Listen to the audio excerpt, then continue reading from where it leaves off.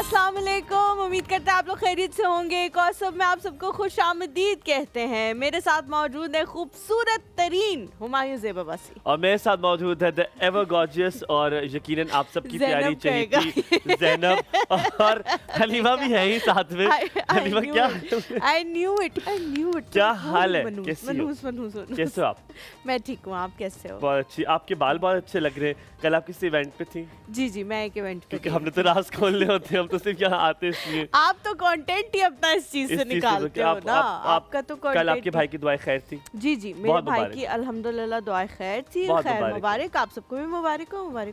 मतलब कभी मिठाई के बगैर दुआएं खैर हुई है? फखर साहब मैं भूल गई। कभी हुई दुआएं खैर मिठाई के बगैर?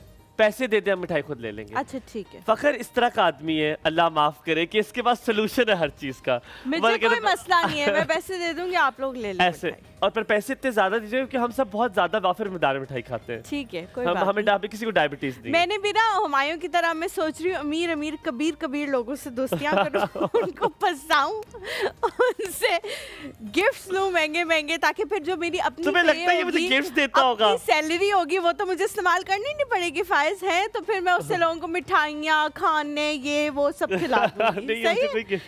नहीं मैंने अब यही सोच लिया है कि इसके जो ऐसे दोस्त है ना जिसको आईफोन गिफ्ट कर रहे हैं और जिसको इतने महंगे ब्यूटी प्रोडक्ट्स, भाई मेरी तो सारी सैलरी वहाँ चल जाती है। अच्छा होना चाहिए ना इसके लिए आपको। मैं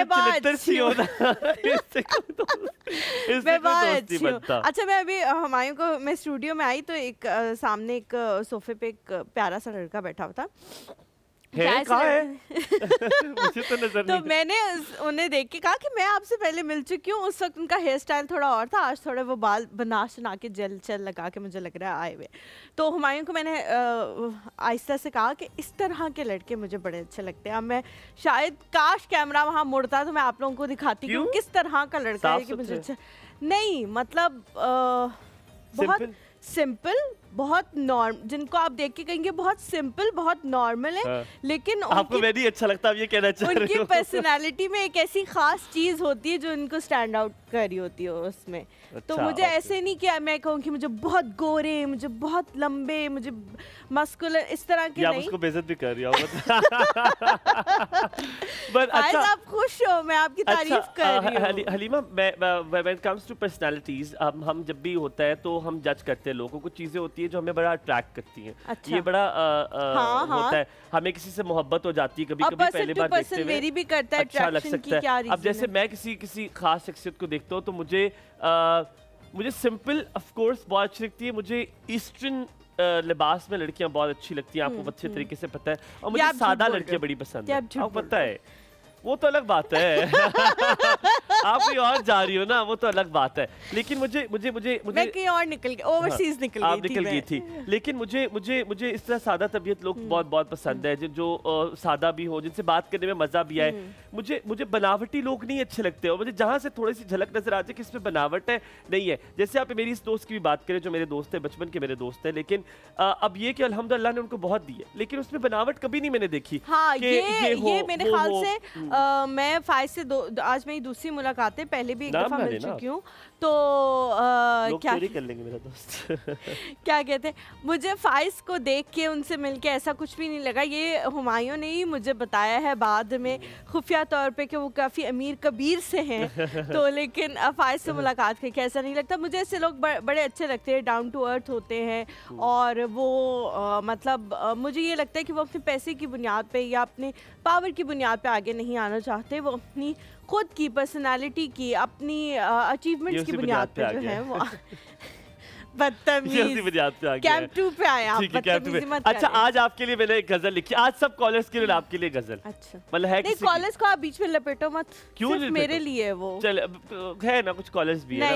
नहीं चलो ज़ैनब, अच्छा ज़ैनब को सलाम करके ना चले, मैं ज़ैनब भी सुन लेगी। क्या ख्याल है? रुबेल अगर इजाजत देती है। रुबेल, वालेकुम सलाम जी, क्या हाल है? कैसी हैं आप? हलीमा, आपका हेयर स्टाइल बहुत अच्छा लग रहा है। Oh thank you so much, that is so nice. आपने मेरी शर्ट का भी कहा था अच्छी लग रही, क्यों नहीं बोल रहे हो आप? अच्छी लग रही है। अच्छी लग रही है। अच्छा मैं यहाँ पे बताना चाहती हूँ कि जिस तरह तलत आंटी एक बहुत बड़ी क्रिटिक है हमारी और बहुत सारी चीज़ों में हमारी तस्दीक करती रहती हैं। क्रिटिक है हमारी, ठीक है, अब ठीक है, ठीक। और बहुत सारी चीज़ों में हमारी तस्दीक करती रहती हैं। उसी तरह मेरी ज़िंदगी में कुछ और लोग भी हैं जो बड़े अच्छी तरह से मुझे बताते हैं कि ये चीज़ सही नहीं थी, ये चीज़ सही नहीं थी, ये सही कर लो, ये सही कर लो। उनमें से एक तो मेरी अम्मी है और वो तलफ़्फ़ुज़ और इस तरह की चीज़ों पर बहुत ज़्यादा एम्फसाइज़ करती हैं, और एक जो है वो मेरी मदर इन लॉ है। तो आज जब मैं आ रही थी सुबह तो उन्होंने मुझे कहा कि आप क्यों, तो मैं कितनी चीजें बताता हूँ यार, आप तो हो ही ना, मतलब उसके अलावा इस प्लेटफॉर्म के अलावा कर रहे थे कि मतलब मेरा नाम आएगा और वो आया ही नहीं, मतलब इस प्लेटफॉर्म के अलावा जैसे आप घर चले जाते हो तो लोग, मतलब वो लोग मेरा प्रोग्राम इतने ज्यादा अच्छी तरह से देखते हैं कि एक एक चीज माइन्यूट डिटेल को वो ऑब्जर्व करते हैं। तो उन्होंने मुझे कहा कि आप हमेशा ज़ैनब से कहती हो आप कैसे हो, ये गलत है, आप पूछे आप कैसी हैं। तो मैंने कहा आप दोनों अच्छा, के साथ मैंने तो बिल्कुल ठीक हूँ, बहुत हाँ, लेकिन मैंने ना उससे कहा, मैंने कहा शायद वो मेरे दिमाग में ना वो दोस्ती वाला जोन होता है, लेकिन वो सही कह रही है कि ऑन स्क्रीन शायद मैं ये पूछूं कि आप कैसी हैं, आप क्या बना रही हैं, तो शायद ज्यादा अच्छा साउंड। क्या बना रही हो? आज मटन पुलाव बन रहा है, आपको मटन की खुशबू तो आ रही होगी। जी जी जी, हलीमा को मैंने बताया नहीं था, लेकिन मुझे किसको जाके बताता हूँ कौन खुश होता है, कौन आप लोग को यकीन भी नहीं आएगा। मैं जब आपके जो ऑफिस में हैं जो खाते हैं खाना, मेरे ट्रेनर, मैं उनको जाके तो मेरे कहा मतलब मेरा 4th मील था आज मटन था, कहते very good, protein very good. तो उनको पता लग जाए ना कि उसके अंदर वो बहुत खुश होंगे कि मैं प्रोटीन नहीं, लेकिन उनको पता लग जाए ना कि उसके अंदर कितनी कितनी चर्बी है ना पिघला के डालती हैं, तो वो फिर करो है। चलो कोई नहीं, मैं तो बल्क में हूँ, मैं कर सकता हूँ। इन्हें फर्क पड़ेगा, आप ऐसे बातें, इन्हें कोई फर्क पड़नी है, मुझे बल्क में होता है, इनको पीछे की तरफ फर्क पड़ता है, आगे की तरफ जैसे लोग होते हैं जिनको फर्क पड़ता है इतना से भी चर्बी खा लो तो कोई मसले की बात ही नहीं है। चले आप गजल सुना दूं आपको? हाँ आपके लिए, मेरे लिए सबके लिए, ठीक है, सबके लिए बोले, क्योंकि फिर मैं भी नाराज हो सबके लिए, आपके लिए भी, आपके लिए। चलो ठीक है। एक ते तेरा ना पसंद है, अच्छा, एक ते तेरा ना पसंद है ते दूजी सानू चाह पसंद है। वाह वाह वाह, कदे कदे तेरी याद नाल पैंदा नी पसंद है। अच्छा, गल्ला गल्ला हंस के कहना तेरा जी पसंद है, गल्ला गल्ला तेरा कहना जी पसंद है। जिस थां ते होवे तू सानू ओ थां पसंद है, जिस राह तो तू गुजरी है सानू वो हर राह पसंद है। तू पसंद है इसलिए तेरे नाल मोहब्बत नहीं, तू सानू पसंद है इसलिए तू सानू ता पसंद है। आखिर गलत हो गया, आखिर वाला गलत है, आखिर वाला गलत। आखिर में ये होता था, ये था 1 सेकंड। तू पसंद है इसलिए तेरे नाल मोहब्बत नहीं, अच्छा, तू साड़ी मोहब्बत है, तू सानू ता पसंद है। ओहो, ओए खराब हो गया मेरा शेर। वाह वाह वाह वाह, नहीं एंड वाला ठीक कर लिया था आपने। इसका मतलब ये है कि आप में कोई खास बात नहीं है, बस मुझे तुम मोहब्बत होगी इसलिए बस तुम्हारी हर चीज पसंद आ रही है, वरना हो तुम ऑर्डिनरी, बड़ी तुम ऑर्डिनरी सी हो। पर अच्छा मुझे बड़ा मजे का लगा। आपने मेरे ऊपर क्यों आपने किया है फिर?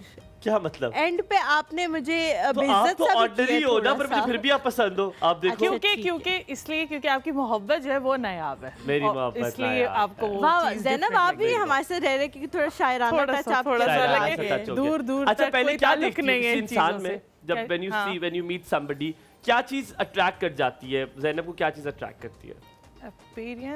किस हिसाब से? आप पेरेंट्स वाइज भी, और जब बात करना शुरू करते हो तो क्या चीज को अच्छी लगती है? कोई सॉफ्ट स्पोकन अच्छा लग जाता है, कि कोई ऑनेस्ट होता है बंदा बहुत अच्छा, कोई लाउड होता है, अच्छा लग जाता है? लाउड तो बिल्कुल भी नहीं, मेरे तो काम पर लाउड नहीं, आपका लाउड डिफरेंट लाउड है, वो वाली चीज़ नहीं है। मैं बिल्कुल भी अगर बहुत लाउड कोई इंसान हो तो मैं कांपने लग जाती हूँ, तो ये वाला सिचुएशन होती है। जो रिस्पेक्ट ख़ास तौर पे जो फीमेल्स को, मर्द ख़ास तौर पे जो रिस्पेक्ट देते हैं, वो उनकी नज़रों से पता लग जाता है। वो चीज़ ही औरत की नज़र ऐसी होती है कि वो पहली ही नज़र में पता लग जाती है कि जो मर्द है या कोई भी इंसान है वो कैसा, किस नज़र से किसको देख रहा है। तो वो चीज़ मैं सबसे पहले नोट करती हूँ, बाद में बाकी बातें नोट करती हूँ। पेरेंट्स वाइज जूते अगर अच्छे होंगे तो फिर उसका सेंस हर चीज़ की। अच्छा, जूते अगर इंसान ने साल में 365 दिनों में से 360 दिन एक ही पहने हो तो फिर कोई मसला नहीं, कोई मसला नहीं। अच्छे हैं, उसको मेंटेन रखा हुआ है, जूते को साफ है। एक किसी के जूते एक ही हो, अगर वो 365 दिन भी पहने और वो गंदे हो तो फिर तो वो कोई फायदा नहीं है। ठीक है, अगर वो उसको मेंटेन रख रहा है तो मतलब कि वो हर चीज को मेंटेन रख रहा है। या मैं ओवरऑल पर्सनालिटी देखती हूँ। कल ही मैंने एक ऐसी शख्सियत को देखा है, मुझे नहीं पता वो कौन है और मैं नहीं जानती कि उनकी शक्ल कैसी है। मैंने सिर्फ उन अंकल को पीछे से खड़े हुए देखा है, ठीक है, टिंडे थे वो, बिल्कुल टिंडे, और वो अपनी गाड़ी नॉट राइट बट सिर्फ पीछे लाइक, और वो अपनी गाड़ी के अंदर अपना कोई कुछ रख रहे थे सामान, बस मैंने सिर्फ ये देखा है। और उनकी इतनी पर्सनालिटी थी कि बाकी मेरा दिल क्या कि मैं जाके देखूं क्या पता पीछे मुड़ के देखते उनके सारे दांत पज्जे हुए होते आगे वाले और आप कहते हैं बेटा क्या हाल है। लेकिन मेरा दिल कर रहा था कि मैं देखूं इनकी शक्ल कैसी है। लेकिन मैं सड़क से ऑब्वियसली गाड़ी में गुजर रही थी तो मैं नहीं देख सकी।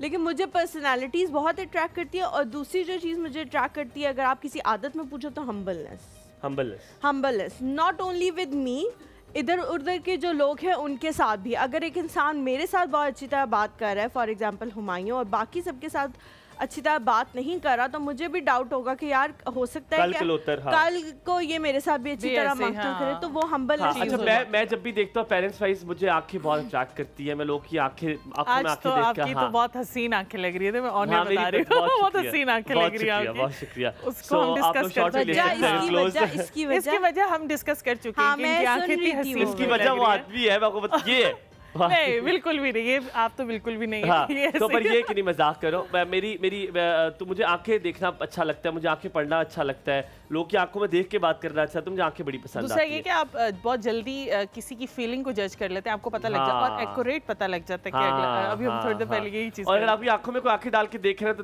तो मतलब है कि शिद्दत है, दोनों तरफ से शिद्दत है, ठीक है, आपसे बात करना चाहते हैं। नहीं आप किसी भी देखे, यानी कि दोनों लोग आपसे वो कॉन्सेंट्रेट कर रहा है। ये बॉडी लैंग्वेज भी होता है कि अगर कोई आपकी आंखों में आंखें डाल के बात करे, that means that person concentration आपकी वो बंदा दिलचस्पी दे रहा है कि आपसे बात करे, एक ये। और अगर मैं बात करूं इनर साइड की, तो मुझे लगता है मुझे लॉयल और ऑनेस्ट लोग बहुत अच्छे लगते हैं। जब बात करने में ऑनेस्टी हो ना, चाहे ब्लंट हो, ब्रूटली ब्लंट हो, लेकिन अगर वो हो ना, बात सही कर, मैं उस बंदे के साथ मेरे लिए कागजों में कांटा लग जाता है उसके लिए, जो मुझे किसी की बात आके बताए।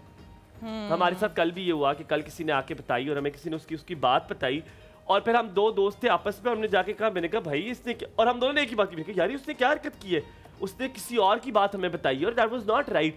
तो मुझे अच्छा लगा, मेरा दोस्त ही बिल्कुल मेरी तरह है, तो कहते हैं यार वो बहुत गलत हरकत उसने की है। तो जो कभी किसी और की बात मेरे से आगे करता है ना, तो मैं फौरन कह देता हूँ कि यार I don't think so, that's the right person. ये रेड फ्लैग है मेरे लिए, बहुत बड़ा रेड फ्लैग है। दूसरा, मुझे वो लोग बहुत अच्छे लगते हैं जो बहुत सच्चे होते हैं अपने ओपिनियन के बारे में, लेकिन वो ओपिनियन देनी कैसे, वो जरा ज्यादा मैटर करता है। कुछ लोग बहुत ब्रूटली ब्लंट हो जाते हैं, नहीं अच्छा लगता। यहाँ पे थोड़ा सा ब्रेक लेते हैं। आज आपको एक जैम पैक शो देंगे जहाँ पर हम बात करेंगे डायबिटीज की, जहाँ पे हम बात करेंगे हार्ट स्ट्रोक की, जहाँ पे हम बात करेंगे हार्ट डिजीजेस की, हम बहुत सारी ऐसी बीमारियों के बारे में बात करेंगे। आप कहते हैं दवाइयों का बताते हैं, आप कहते हैं होम्योपैथी का बताते हैं, आज किसी का नहीं बताएंगे। आज आपको बताएंगे इलाज के ऑर्गेनिक चीजों से कैसे इलाज होता है। क्या होगा ये, आपकी मुलाकात करवाएंगे, लेकिन इस ब्रेक के बाद आप देखते रहिए एक और सब हुमायूं और हलीमा के साथ।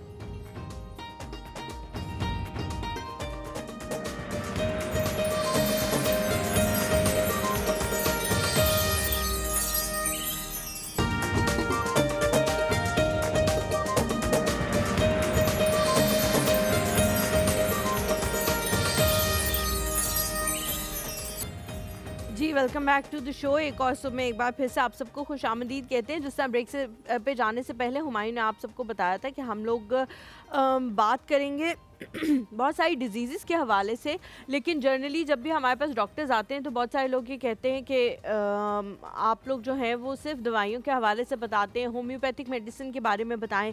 होम्योपैथिक वालों को भी बहुत दफ़ा बुला चुके हैं। अब हमने ये सोचा है कि एक चीज़ जिसके करने से आपकी ज़िंदगी में एक बहुत बड़ा तूफ़ानी चेंज आ सकता है और उसको आप इतना सीरियसली नहीं लेते, वो आपकी खुराक है। और खुराक से आप कहते हैं कि जी बिल्कुल आप सही रह सकते हैं, बिल्कुल आप ठीक रह सकते हैं। एक ऐसा केस मेरी पर्सनल फैमिली में भी है जिनकी हमेशा से फैमिली में डायबिटीज़ चलती आ रही थी। उनके दोनों पेरेंट्स को डायबिटीज़ थी, मोस्टली उनके सिबलिंग्स को डायबिटीज़ है और उनके फोर फादर्स को भी हमेशा से डायबिटीज़ का मसला रहा है, लेकिन उन्होंने डायबिटीज़ को डिफीट किया है सिर्फ अपनी खुराक पे काबू करके। और अगर हम थोड़ा सा इसके बारे में सोच लें बहुत सारे लोग पिछले दिनों मुझे कह रहे थे कि आप मोटी नहीं हो रही हैं, आप पतली होती जा रही हैं, तो इसकी क्या रीज़न है? तो मैंने उस पर कहा कि इसकी ये रीज़न है कि मैं बाकी चीज़ें ज़्यादा खाती हूँ और मैं रोटी इतनी ज़्यादा नहीं खाती, मैं बहुत ज़्यादा फ्रूट्स खाती हूँ, मैं दही बहुत खाती हूँ। तो इस तरह की चीज़ें अगर आप करते हैं तो आप इन चीज़ों से हम छुटकारा पा सकते हैं, जो बहुत सारी बीमारियां हमने अपने साथ अटैच कर ली हैं खुद ही से, खुद साख्ता। बहुत सारे लोग हुमायूं ये भी कहते हैं कि आप जो है अगर आज से कोई 20 साल पहले चले जाएं तो इतनी बीमारियां नहीं हुआ करती थी जितनी अब अच्छा, अब हलीमा आपने बड़ी खूबसूरत बात की कि खुराक से, अच्छा हम ये मैं और हलीमा पॉसिबली मानते हैं कि मेडिसिन का होना ज़रूरी है। हमें लगता है कि अगर आपकी सिचुएशन एक स्टेज पे अगर आप चले जाओ, ऐसी आगे हो जाता है, लेकिन आज ये मैं प्रूव करेंगे रॉन्ग कि नहीं, आप अपनी अगर रिवर्स करें, कैसे कर सकते हैं रिवर्स डायबिटीज़ को, आप अपने ब्लड शुगर लेवल को कैसे रिवर्स कर सकते हैं? क्या इनका रिवर्सल मौजूद है खुराक से, लाइफस्टाइल को थोड़ा सा बदलने से, कुछ ऐसी चीज़ें शामिल करने से जिनसे आपको बेहतरी मिल सकती है? क्या ऐसा हो सकता है? ये पूछेंगे मेरे ख्याल में उन्हीं की ज़ुबानी, और उनकी कुछ प्रोडक्ट्स भी हैं जिसको ऑर्गेनिकल्स कहते हैं। ऑर्गेनिकल्स जो है वो ऐसी प्रोडक्ट्स हैं जो कि कम्प्लीटली ऑर्गेनिक प्रोडक्ट्स से बनी है। अब आज उनसे पूछेंगे क्या इसका रिवर्सल ऑर्गेनिक प्रोडक्ट से होता है, नहीं होता, कौन कौन सी बीमारियों के बारे में हमें बताएंगे कि खुराक यानी कि लाइफस्टाइल चेंज करने से कितना फ़र्क पड़ता है, क्या 100% पड़ सकता है, क्या इंसुलिन लगाना भी आपको खत्म हो सकता है कि आप इंसुलिन लगा रहे हैं उससे जान छूट सकती है? आई डोंट बिलीव दिस, पर लेट्स सी कि हमें गुरु जाहिद इरफान क्या इसका कोई तोड़ बताते हैं। हमारे साथ मौजूद है, उन्हें कहते गुरु जी हैं, ठीक है, लेकिन हम उन्हें गुरु जाहिद इरफान बुलाएंगे, उनका कंप्लीट नेम है। आपको दावत देंगे एक और सुबह के प्लेटफॉर्म पे। आपका बहुत शुक्रिया कि आज सुबह सवेरे आपने हमें वक्त दिया, और हम पूछेंगे भी कि आप जल्दी उठते हैं कि नहीं। अस्सलाम वालेकुम, कैसे हैं आप? वेलकम टू एक और सुबह, प्लीज बैठिए। Thank you. कैसे हैं आप जी? ठीक है, मैं बिल्कुल ठीक हूँ जी। गुरु साहब, आपसे मेरी काफ़ी दफ़ा मुलाकात हुई है, कभी डिटेल में इस तरह बात हो नहीं पाई आपसे, तो मेरा ख्याल है यही एक मौका था कि हम इस तरह 1 to 1 और फेस टू फेस बात करें। लेकिन सबसे पहले हम आपसे 2 सवाल करेंगे, कैजुअल सवाल, और फिर हम आपसे बढ़ेंगे ऑर्गेनिकल्स की तरफ और आपसे पूछेंगे कि क्या प्रोडक्ट्स हैं और कैसे रिवर्सल होता है इन सारी चीज़ों का, वापस पीछे कैसे डायबिटीज़ जा सकती है। पहला सवाल तो आपसे ये है कि आप सुबह सवेरे उठते हैं या आज हमारी वजह से उठे हैं? आपकी रूटीन क्या है? आप रात को सोते कब हैं, सुबह कब उठते हैं? मैं जो early to bed early to rise. अच्छा, कितने बजे सो जाते हैं आप? मैं 10 साढ़े 10 बजे सो। और कितने बजे उठते हैं सुबह? सुबह मेरी कोशिश ये होती है कि मैं सूरज तुलू होने से पहले उठ जाऊँ। अच्छा, माशाल्लाह, आपके पास कोई काम नहीं है? मतलब हमारे पास तो हम तो ये ना कर सके, 10:30 बजे काम शुरू होते 10:30 बजे के बाद। देखिए ये जो लाइफस्टाइल की रूटीन है ना, इसी से हम बीमार हो रहे हैं। हाँ जी, सही। आपकी बॉडी ने वेरी राइट बहुत सारे फंक्शंस ऐसे हैं, ख़ास तौर पे जो हमारी बॉडी के अंदर रिपेयर एंड मेंटेनेंस का काम होना होता है, ग्रोथ हार्मोन ने आना होता है, वो आपको आएगा ही तब जब आप गहरी नींद में होंगे। अदरवाइज फिर ये है कि अब हम सारा दिन काम कर रहे हैं, काम करने से बॉडी में वियर एंड टियर हो रही है, जैसे गाड़ी चल रही है तो गाड़ी के अंदर कुछ ना कुछ होगा, तो उसको आपने रिपेयर भी करना है। तो रिपेयर कब करेंगे? जब आप सो जाएंगे, और रिपेयरिंग में हेल्प करता है। गुरु साहब, दूसरा सवाल मैंने आपसे करना है जो हमारा आज का टॉपिक है कि दूसरे इंसान की शख्सियत को देखते हुए किसी से आपकी मुलाकात होती है तो आप पहले क्या चीज़ नोटिस करते हैं? एक तो अपीयरेंस वाइज आपने बताना है, और एक इनर साइड पे कि आप उसकी क्या ऑनेस्टी देखते हैं, लॉयल्टी देखते हैं, तो सामने देख के क्या आंखें शाखें देख लेते हैं या कुछ भी नहीं देखते, तो वो आपने हमें बताना। तो आज आपसे हमने ये आपने कोई ऐसी चीज़ अगर आप देखते हो जो बता ना सके तो ना बताइए। नहीं, मुझे ये होता है कि जब भी मैं किसी बंदे को फर्स्ट टाइम मिलता हूँ तो मेरा इंटरेक्शन उसकी आंखों में होता है। अच्छा, क्योंकि आंखें ऐसी चीज़ है जो झूठ नहीं बोलती। आपको एक कनिंग और मक्कार शख्स की भी वो जितना भी कैमोफ्लेज कर ले, उसकी आंखें बता देंगी कि ये कैसा आदमी है, और अगर कोई मासूम होगा तो उसकी आंखों में मासूमियत भी नजर आ जाएगी। बहुत शुक्रिया मेरे। अच्छा जाहिद साहब, आप के जब बारे में मैं पढ़ रही थी तो बहुत सारे सेलिब्रिटीज़ थे जिन्होंने ये चीज़ जो है वो लिखी हुई थी कि हमारी डायबिटीज़ का रिवर्सल हुआ है। मुझे बड़ी हैरत हुई, हमारे यहाँ पे इस प्लेटफॉर्म पे बहुत बड़े बड़े डॉक्टर्स आ चुके हैं, बहुत बड़ी बड़ी शख्सियात आ चुकी हैं, जिनसे जब भी हम पूछते हैं वो कहते हैं डायबिटीज़ का कोई रिवर्सल नहीं है। और जब मैंने उन लोगों के मुंह से सुना कि जी हमारा तो एक्सपीरियंस है, हमें डायबिटीज़ थी और अब नहीं रही, तो मुझे बड़ी हैरानी हुई कि क्या रॉन्ग इन्फॉर्मेशन है हमारे पास, क्या डिसइंफॉर्मेशन है, क्या मसला क्या है? अभी तक हम इन्फॉर्मेशन ही सही कलेक्ट नहीं कर पाए कि डायबिटीज़ का रिवर्सल है या नहीं है। काम तो उसके बाद फिर शुरू होगा करना। और इसमें ये ऐड कर लीजिए गुरु साहब कि कहा साइंस भी ये कहती है कंट्रोल होती है डायबिटीज़ खत्म नहीं होती है। जी, मैं किसी की बात नहीं करता, मैं खुद डायबिटिक था। मुझे जब डायबिटीज़ डायग्नोज हुई थी तो एट दैट टाइम अगर आप रीडिंग्स में जाएं तो मुझे 525 मिलीग्राम पर डेसीलीटर पहली दफ़ा मेरी निकली थी। और मेरा जो HbA1c था जो नॉर्मल 5.7 होता है आम बंदे का, तो मेरा कोई 12 था। बहुत ज़्यादा, बहुत यानी हाँ। इतना ज़्यादा कि मुझे 2-3 महीने के अंदर अंदर इंसुलिन पे शिफ्ट होना पड़ा। वो मुझे मेरे डॉक्टर ने कहा कि आपका तो अब कोई ऑरल मेडिसिन से कोई हो ही नहीं सकता, तो आपको कंट्रोल नहीं हो सकती उससे, तो आप इंसुलिन, मुझे इंसुलिन पे लेगा। अच्छा, और आपकी उस वक्त एज क्या थी? सॉरी मैं इसलिए पूछ रही हूँ because you look very young. मैं उस वक्त 30 जब मुझे पता चला। अच्छा, ये मैं आपको बताऊं कि डायबिटीज़ जब पहली दफ़ा आपके ब्लड में आपको पता चलता है कि ब्लड शुगर लेवल बढ़ा हुआ है, उस वक्त तकरीबन 12-13 साल गुजर चुके होते हैं। इतना ये ओवरनाइट नहीं बीमारी कि आप कल ठीक थे, आज अभी आप ठीक हैं, आपको सुबह फीवर हो जाए तो आप कहें जी मुझे सुबह तो भी, ऐसे नहीं होता। डायबिटीज़ ग्रेजुअल है और ये 12-13 साल लगाती है, आपकी बॉडी से स्ट्रगल करती है, आपका ब्लड लेवल नॉर्मल रहता है इस दौरान, क्योंकि बॉडी स्ट्रगल कर रही होती है। फिर एक वक्त आता है कि बॉडी आपके हाथ खड़े कर देती है, उस वक्त जाके डायबिटीज़ हम कहते हैं ये डायबिटिक हो गया। उस वक्त तक बॉडी को काफ़ी सारा डैमेज हो चुका होता है। ठीक है। अब इसके अंदर जो मसला था, या मुझे ये हुआ, फिर मुझे इंसुलिन शुरू कराई गई। पहले कोई 5-6 यूनिट थी, मैं 50 यूनिट तक गया। 50 यूनिट इंसुलिन, यानी 30 मैं सुबह लगाता था, 20 शाम को लगाता था जी। यहाँ तो मैंने मरीज़ ऐसे भी देखे हैं जो 100 यूनिट लगा रहे हैं। ठीक है। और डायबिटीज़ फिर भी कंट्रोल नहीं। एक जो आप बात करें कंट्रोल होती है, कंट्रोल भी कोई नहीं होती। अच्छा, दूसरा मसला ये होता है कि जब डायबिटीज़ आपके हमारे जिस्म के अंदर 2 तरह की खून की नालियाँ होती हैं, एक को हम माइक्रोवेस्कुलर कहते हैं और दूसरों को मैक्रो कहते हैं। माइक्रो जो हैं वो बारीक नालियाँ जो आपकी आँखों में, आपके गुर्दों में, और आपकी जो हमारे न्यूरॉन्स हैं, न्यूरोलॉजी है, उनके साथ जुड़ी हुई हैं। अच्छा, जब ग्लूकोज वाला खून, बढ़े हुए लेवल का खून उसके अंदर जाएगा तो इनको ऑर्गन को डैमेज करता है। ठीक है। हमारे मुल्क में इस वक्त कोई 25,000 लोग हैं जो जिनका डायलिसिस हो रहा है, जिनके गुर्दे वॉश हो रहे हैं, और उनमें 70% वो हैं जो डायबिटीज़ से गए। इसी तरह से पाँव कटने के मामलात हैं, लिम्ब एम्पुटेशन है, उसके अंदर भी आलमोस्ट 90% लोग जो है ना वो डायबिटिक होते हैं, बाकी एक्सीडेंटल वगैरह हैं। इस तरह हार्ट का जो मसला है वो भी डायबिटीज़ के साथ जुड़ा हुआ है। तो अगर किसी बंदे को डायबिटीज़ हो गया तो उसको हार्ट अटैक लाजमी होगा, उसे फालज लाजमी होगा, उसके गुर्दे लाजमी ख़राब होंगे, चाहे वो सारी दुनिया की दवाई खा ले। उसका दवाई जो है वो किसी चीज़ का सलूशन नहीं है। मैं चूँकि खुद डायबिटिक था, मेरी अपनी लाइफ का वो इशू था।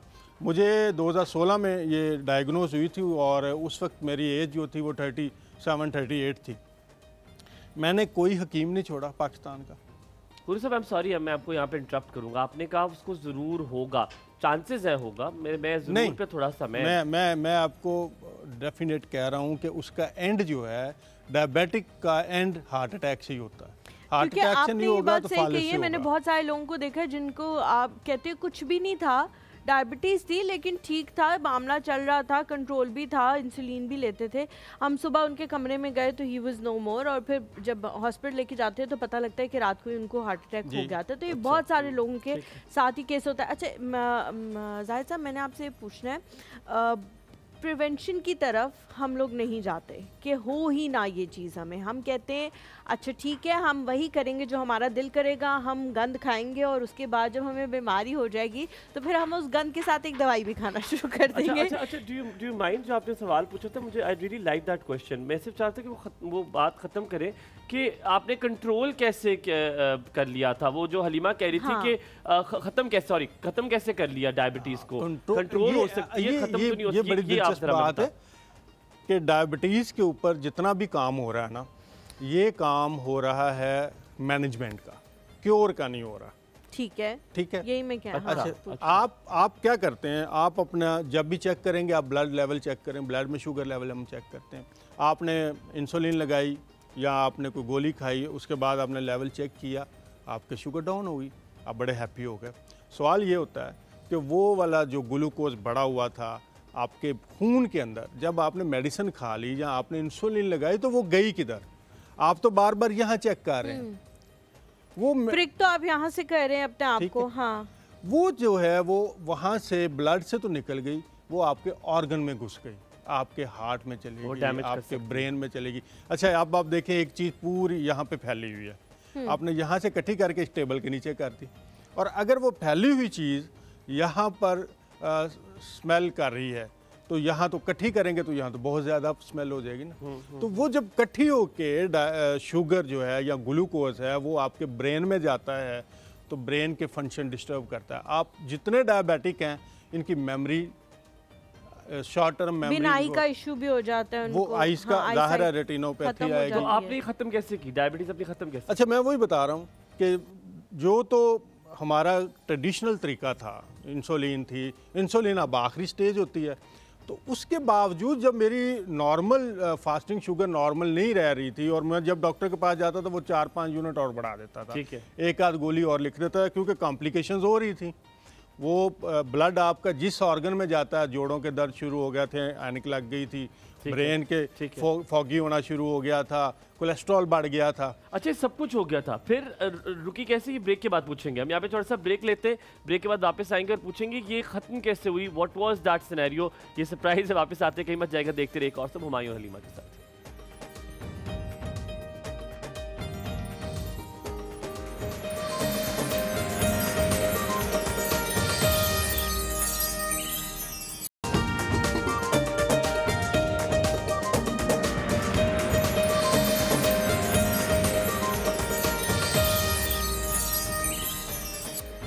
जी, वेलकम बैक आफ्टर ब्रेक। आप देख रहे हैं और सब चलेंगे गुरु साहब के पास फौरन। गुरु साहब, वो कंट्रोल हो गई, मैनेजमेंट का नहीं हो हो रही थी ना कंट्रोल, वो हर दफा जाते थे अभी तक तो वही है। डॉक्टर, हाँ, अच्छा, कैसे खत्म हुई? चले। अच्छा, मैं आपको बता रहा था कि हमारा जो सारा फोकस है वो कंट्रोल के ऊपर है, जी जी, क्योर के ऊपर नहीं है। जी जी। अच्छा, जितनी भी एलोपैथिक मेडिसिन है ना वो ज़्यादा से ज़्यादा ये करती हैं कि आपके ब्लड से शुगर को निकालती हैं, ठीक है। अच्छा, अब वो जो आप कह रहे थे कि क्या लाजमी हार्ट अटैक होगा या ये फालज होगा, उसका जवाब है कि वो जो ब्लड से निकल जाती है शुगर आपके ऑर्गन में चली गई। अगर ब्लड में कोई चीज़ है और वो आपको डिस्टर्ब करेगी, बीमार करेगी, आपको डिजेनरेट करेगी, तो ऑर्गन में जाके वो उस ऑर्गन को खराब करेगी, कॉन्सेंट्रेट होके आपके ऑर्गन में चली गई, तो फिर वो आपको लाजमी तौर पे जल्दी ज़्यादा तेज़ी से डैमेज करेगी। इसलिए अगर आप मेडिसिन खाते हैं और अगर एक बंदा मेडिसिन नहीं खाता, दोनों का अंजाम एक जैसा ही होता है। अब रिवर्सल क्या है? रिवर्सल ये है कि एक चीज़ जो जिसकी रूट कॉज है, जब तक आप उसको एड्रेस नहीं करेंगे वो चीज़ आप ठीक नहीं कर सकते। मतलब मैं सिंपल एग्जांपल देता हूँ कि हम अगर हमारे रूम के अंदर अटैच बाथ है और उसके अंदर आपका नल खुल गया पानी का और पानी बाहर आ रहा है, अब असल सोल्यूशन तो ये है कि आप उसको ठीक करें, वो पाइप सही करें, वो नल बंद कर दें, अदरवाइज़ पानी आता जाएगा, आपका फर्नीचर डैमेज करेगा, कारपेट डैमेज करेगा, बिजली की वायरिंग डैमेज करेगा। अब आप क्या कर रहे हैं या अब हम क्या करते हैं इसकी मैनेजमेंट में, हमने वाइपर पकड़ा हुआ, बाल्टी पकड़ी हुई, हम वो पानी जो आ रहा है ना उसको सारा दिन निकाल रहे हैं, सुबह गोली खा रहे हैं, लेकिन उसका कॉज नहीं कर रहे, वो उसकी जो रूट कॉज है उसको नहीं देख रहे।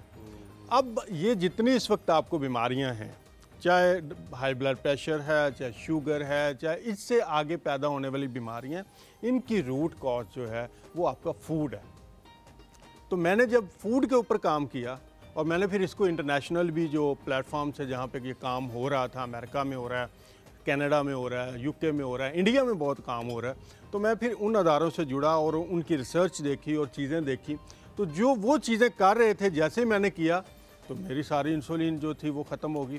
अच्छा जाहिद साहब, यहाँ पे ये सवाल बनता है कि क्वीन एलिज़ाबेथ जो दोम थी उनकी बहन को शुगर का इशू था और बहुत ज़्यादा उनकी अनकंट्रोल रहती थी।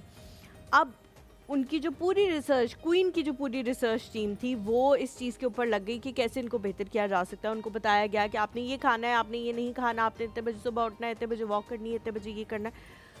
कुछ लोग होते हैं जो लातों के भूत होते हैं, बातों से नहीं मानते, ठीक है। उन्होंने अपनी ज़िंदगी में ज़्यादातर उन्होंने अपनी ज़िंदगी में कोई बदलाव नहीं लाया। उन्होंने कहा कि मैंने मरना तो है ही और मैं नहीं ये सारी चीज़ें छोड़ सकती, और फिर उनका अंजाम जो है वो हमने देख लिया कि क्वीन जो है वो कितने ऐसे तक ज़िंदा रही, और वो मेरे ख्याल से अपने 70s में ही उनकी डेथ हो गई थी। अब हमारे जो जनरेशन है वो इसकी अवेयर है कि प्रिवेंशन की तरफ हमें जाना चाहिए, लेकिन हमारे जो पेरेंट्स की जनरेशन है वो अवेयर नहीं है इस तरह से।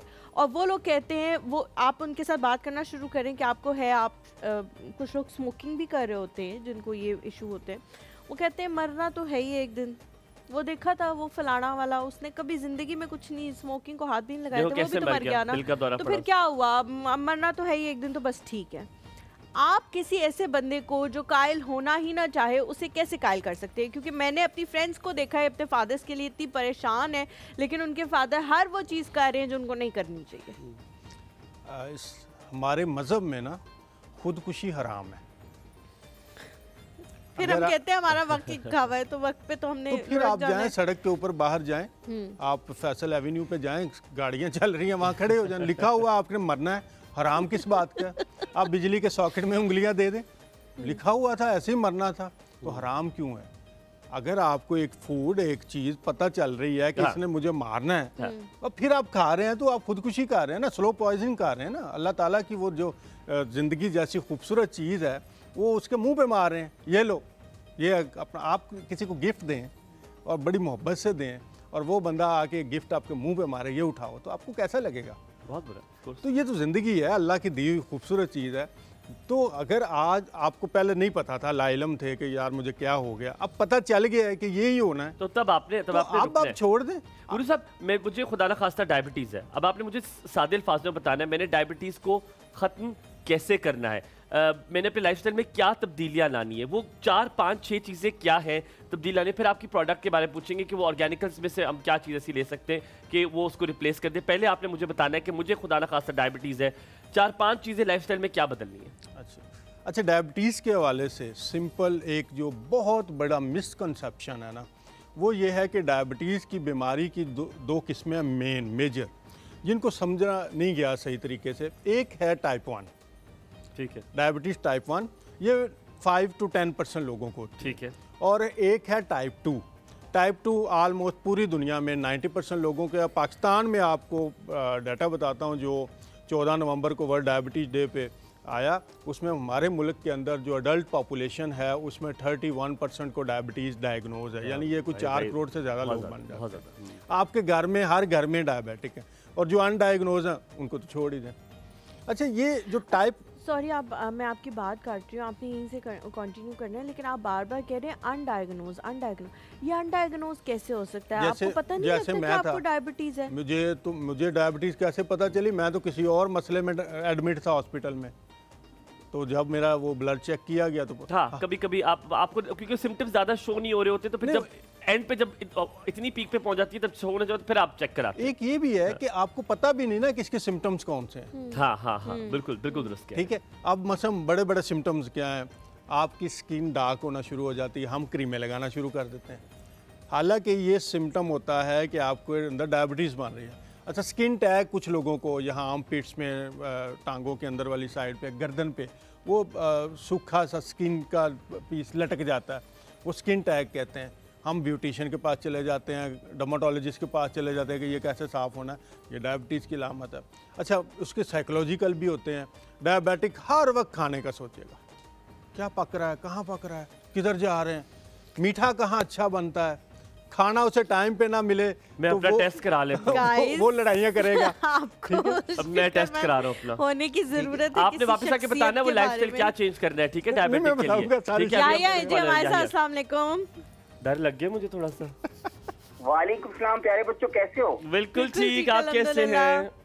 अल्हम्दुलिल्लाह। भाई शुगर की बातें, पहले तो आपके मेहमान को बहुत सलाम हो, और अल्लाह ताला भी शुगर की बीमारी सबको बचाए। ये बहुत सारी मदर ऑफ मैनी डिजीजेज है शुगर, जो मैं, ठीक है ना। अब मसला ये है कि मुझे जो मेरे जहन में एक तो क्वेश्चन है, क्योंकि कल भी मैं एक दोस्त से मिला, वो बहुत बड़े ऑर्थोपेडिक सर्जन है यूके में, मेरे दोस्त हैं बचपन के, कल वो आए हुए थे। तो उनको इतने दुबले हो गए थे वो, मैंने कहा भाई तुम्हें क्या हो गया? तुम तो डॉक्टर कह रहे हैं मुझे शुगर है, और शुगर की वजह से मैं जो दवाई में शुगर की लेता हूँ वो सारे वेट रिड्यूसर होते हैं उसके अंदर बेसिकली, तो वेट आपका काफी रिड्यूस करते हैं। अब होता ये कि क्योंकि वो उनके कंधे पे एक चिप लगी हुई थी अपना हलीमा, वो चिप जो है ना वो लगा, उस पे वो अपना मोबाइल रखते थे, वो रीडिंग पिकअप कर लेता था फौरन।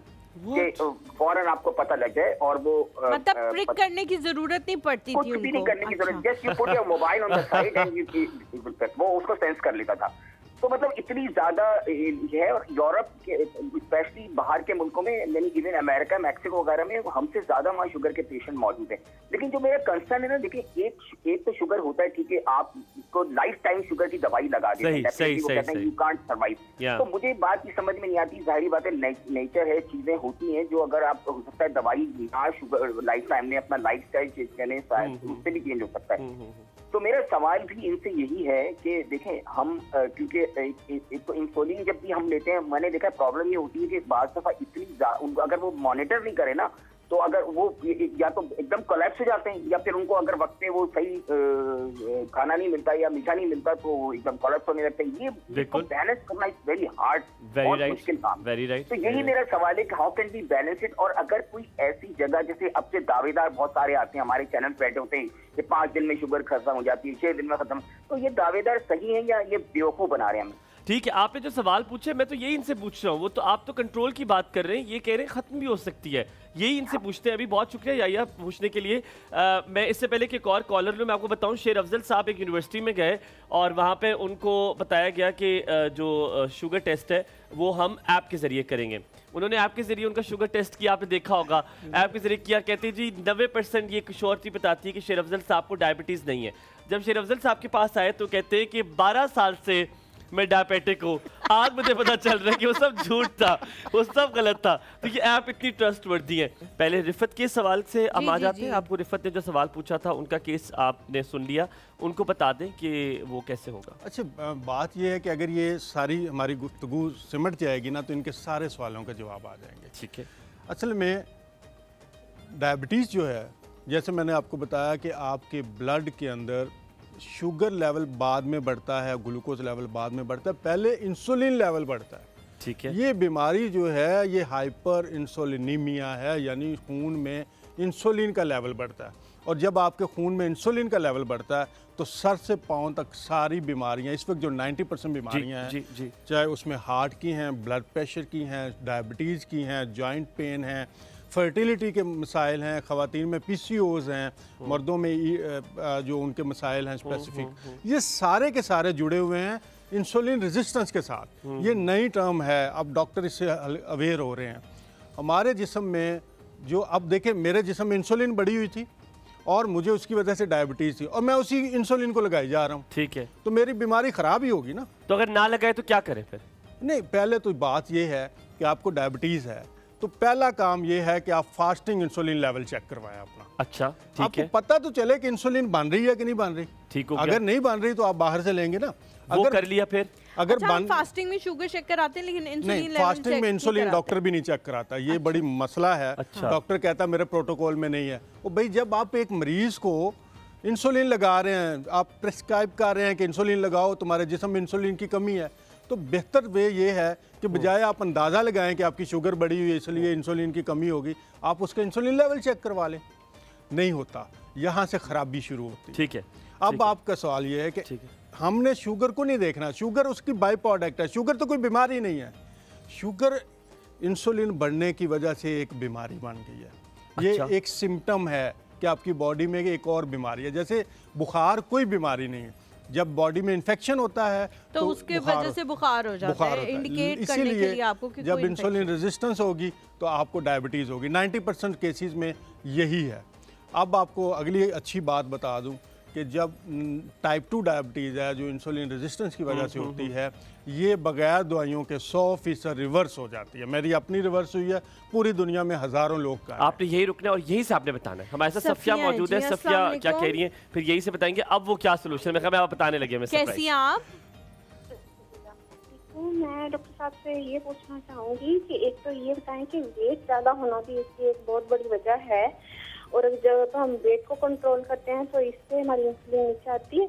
और दूसरा ये जैसे करेले खाते हैं या एलोवेरा नेचुरल जो होता है वो पका के या कच्चा खाते हैं, उससे बेहतर आती है आप जब चेक करते हैं। तो क्या ये हमें थोड़ी सी कड़वी चीजें अपनी डाइट में शामिल करनी चाहिए? जामुन की गुठलियां जामुन खाने से होती है इम्प्रूव। और दूसरा ये कि क्रेविंग बढ़ जाती है, और ये या जैसे और हलीमा जैसे हमारे बच्चे हमें कहते हैं ये नहीं खाना वो नहीं खाना, हमारी केयर करने के बजाय हमें और रोक टोक लगा देते हैं। और मैं उनमें से हूँ जो कि डांस करूँ या आप तो मुझे जितना मैं आपको जानता हूँ ना, रोक टोक आपके तो पास से ना गुजरे, आप किसी की सुन ही ना लें, ये मुझे याद है, याद है मुझे। अच्छा, तो मेरे जैसे लोग जो होते हैं वो जैसे डांस करते हैं या जिम वगैरह जाते हैं तो उनकी ठीक होती है। तो हम लोगों को थोड़ा सा माहिर नफ्सियात की, साइकियाट्रिस्ट की अच्छी कंपनी की, खुश रहने की वजह से भी हमारी ठीक होती है। तो ये भी एक वजह होती है। और जिनके किडनी से इफेक्ट हो जाता है तो वो डायलिसिस की तरफ जाएं या इसको बचाएं। आप जैसे कॉजेज बता रहे थे, इसकी क्या क्या कॉजेज हैं? एक तो खुश रहना, वेट लूज करना, और पाकिस्तान में क्यों शुगर इतनी ज्यादा है? सारे डिप्रेस हैं। हमें हमारे बहुत बड़ी वजह है, ये सियासी प्रोग्राम नहीं है, लेकिन ख्याल रखिए खुदा के लिए, फिर कुछ ना करना फिर कुछ ना करना, अल्लाह का वास्ता है, ख्याल रखिए अपना। सफिया बहुत डर लगता है मुझे आपसे। क्या हम करें? हम 9 मिल के वाकई की मजम्मत, आप अपना ख्याल रखिए, अल्लाह हाफिज। चले हम अगली अच्छा मेरी बात सुने, उन्होंने सवाल अच्छे पूछे। उन्होंने कहा है कि जी एलोवेरा और इस तरह की कड़वी हाँ, अभी आपने ये सवाल नहीं ना, अभी हम पूछते वो जवाब आने लगा है कि अब वो क्या कर रहा है, रिवर्सल क्या हो रहा है, रिवर्सल आने लगा। दे दें आप जवाब रिवर्सल क्या, ठीक है, ताकि हम अगला सवाल पूछ लें। अच्छा, अब जब आप देखेंगे कि रूट कॉज क्या है, तो मैंने आपको बताया 90% टाइप 2 है। ठीक है, हर घर में टाइप 2 है।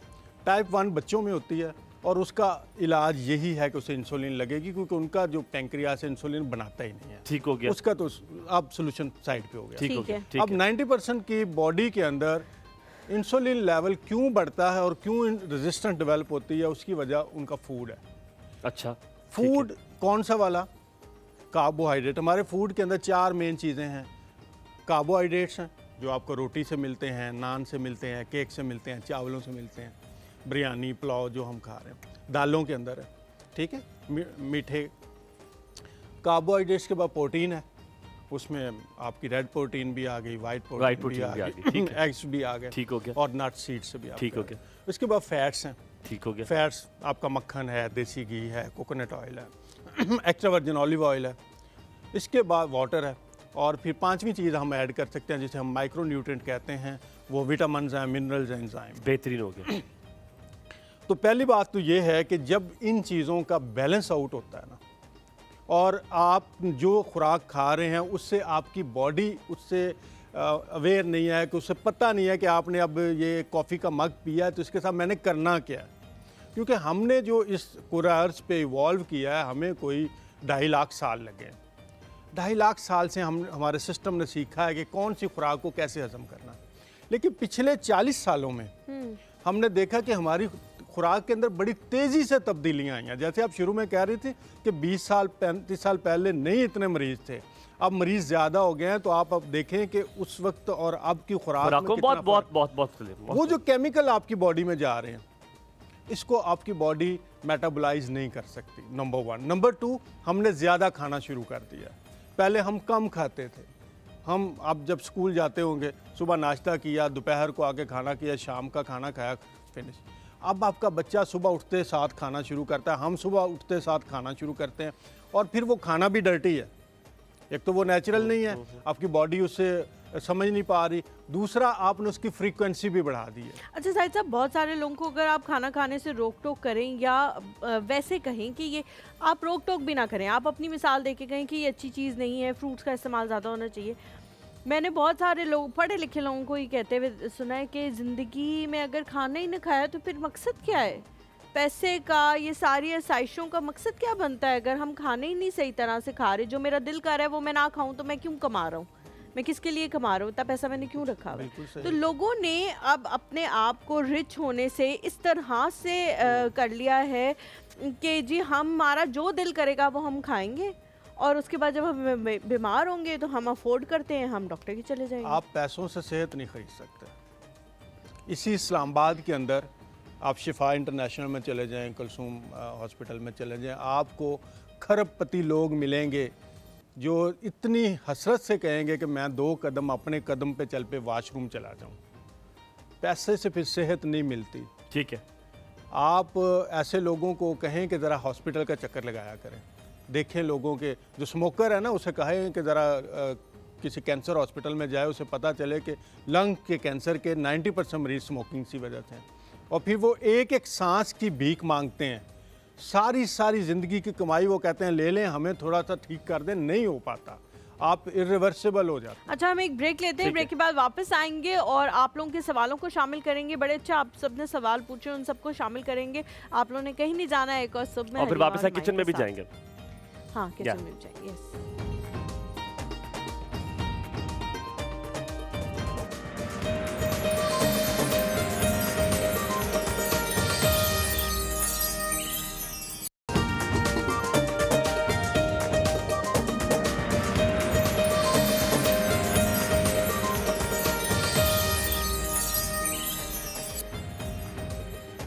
Welcome back after the break. आप देख रहे हैं एक और शो हुमायूं और हलीमा के साथ। हलीमा ब्रेक में कोई फजूल सी बात कर देती है ताकि मेरा जो प्रोमो है, जो मेरा मोनोलॉग है, वो ना जा सके सही तरह। ये इसकी चालाकियां हुई हैं हमेशा से। अच्छा, ये आपको बताऊं, ये हमारे पास कुछ प्रोडक्ट्स रखे हुए हैं। इस प्रोडक्ट्स जो मेन प्रोग्राम जो जिस अम्ब्रेला के नीचे है, ऑर्गेनिकल्स नाम है इसका, और ये अगर आप ऑर्डर भी कर सकते हैं अपने घर से बैठे हुए।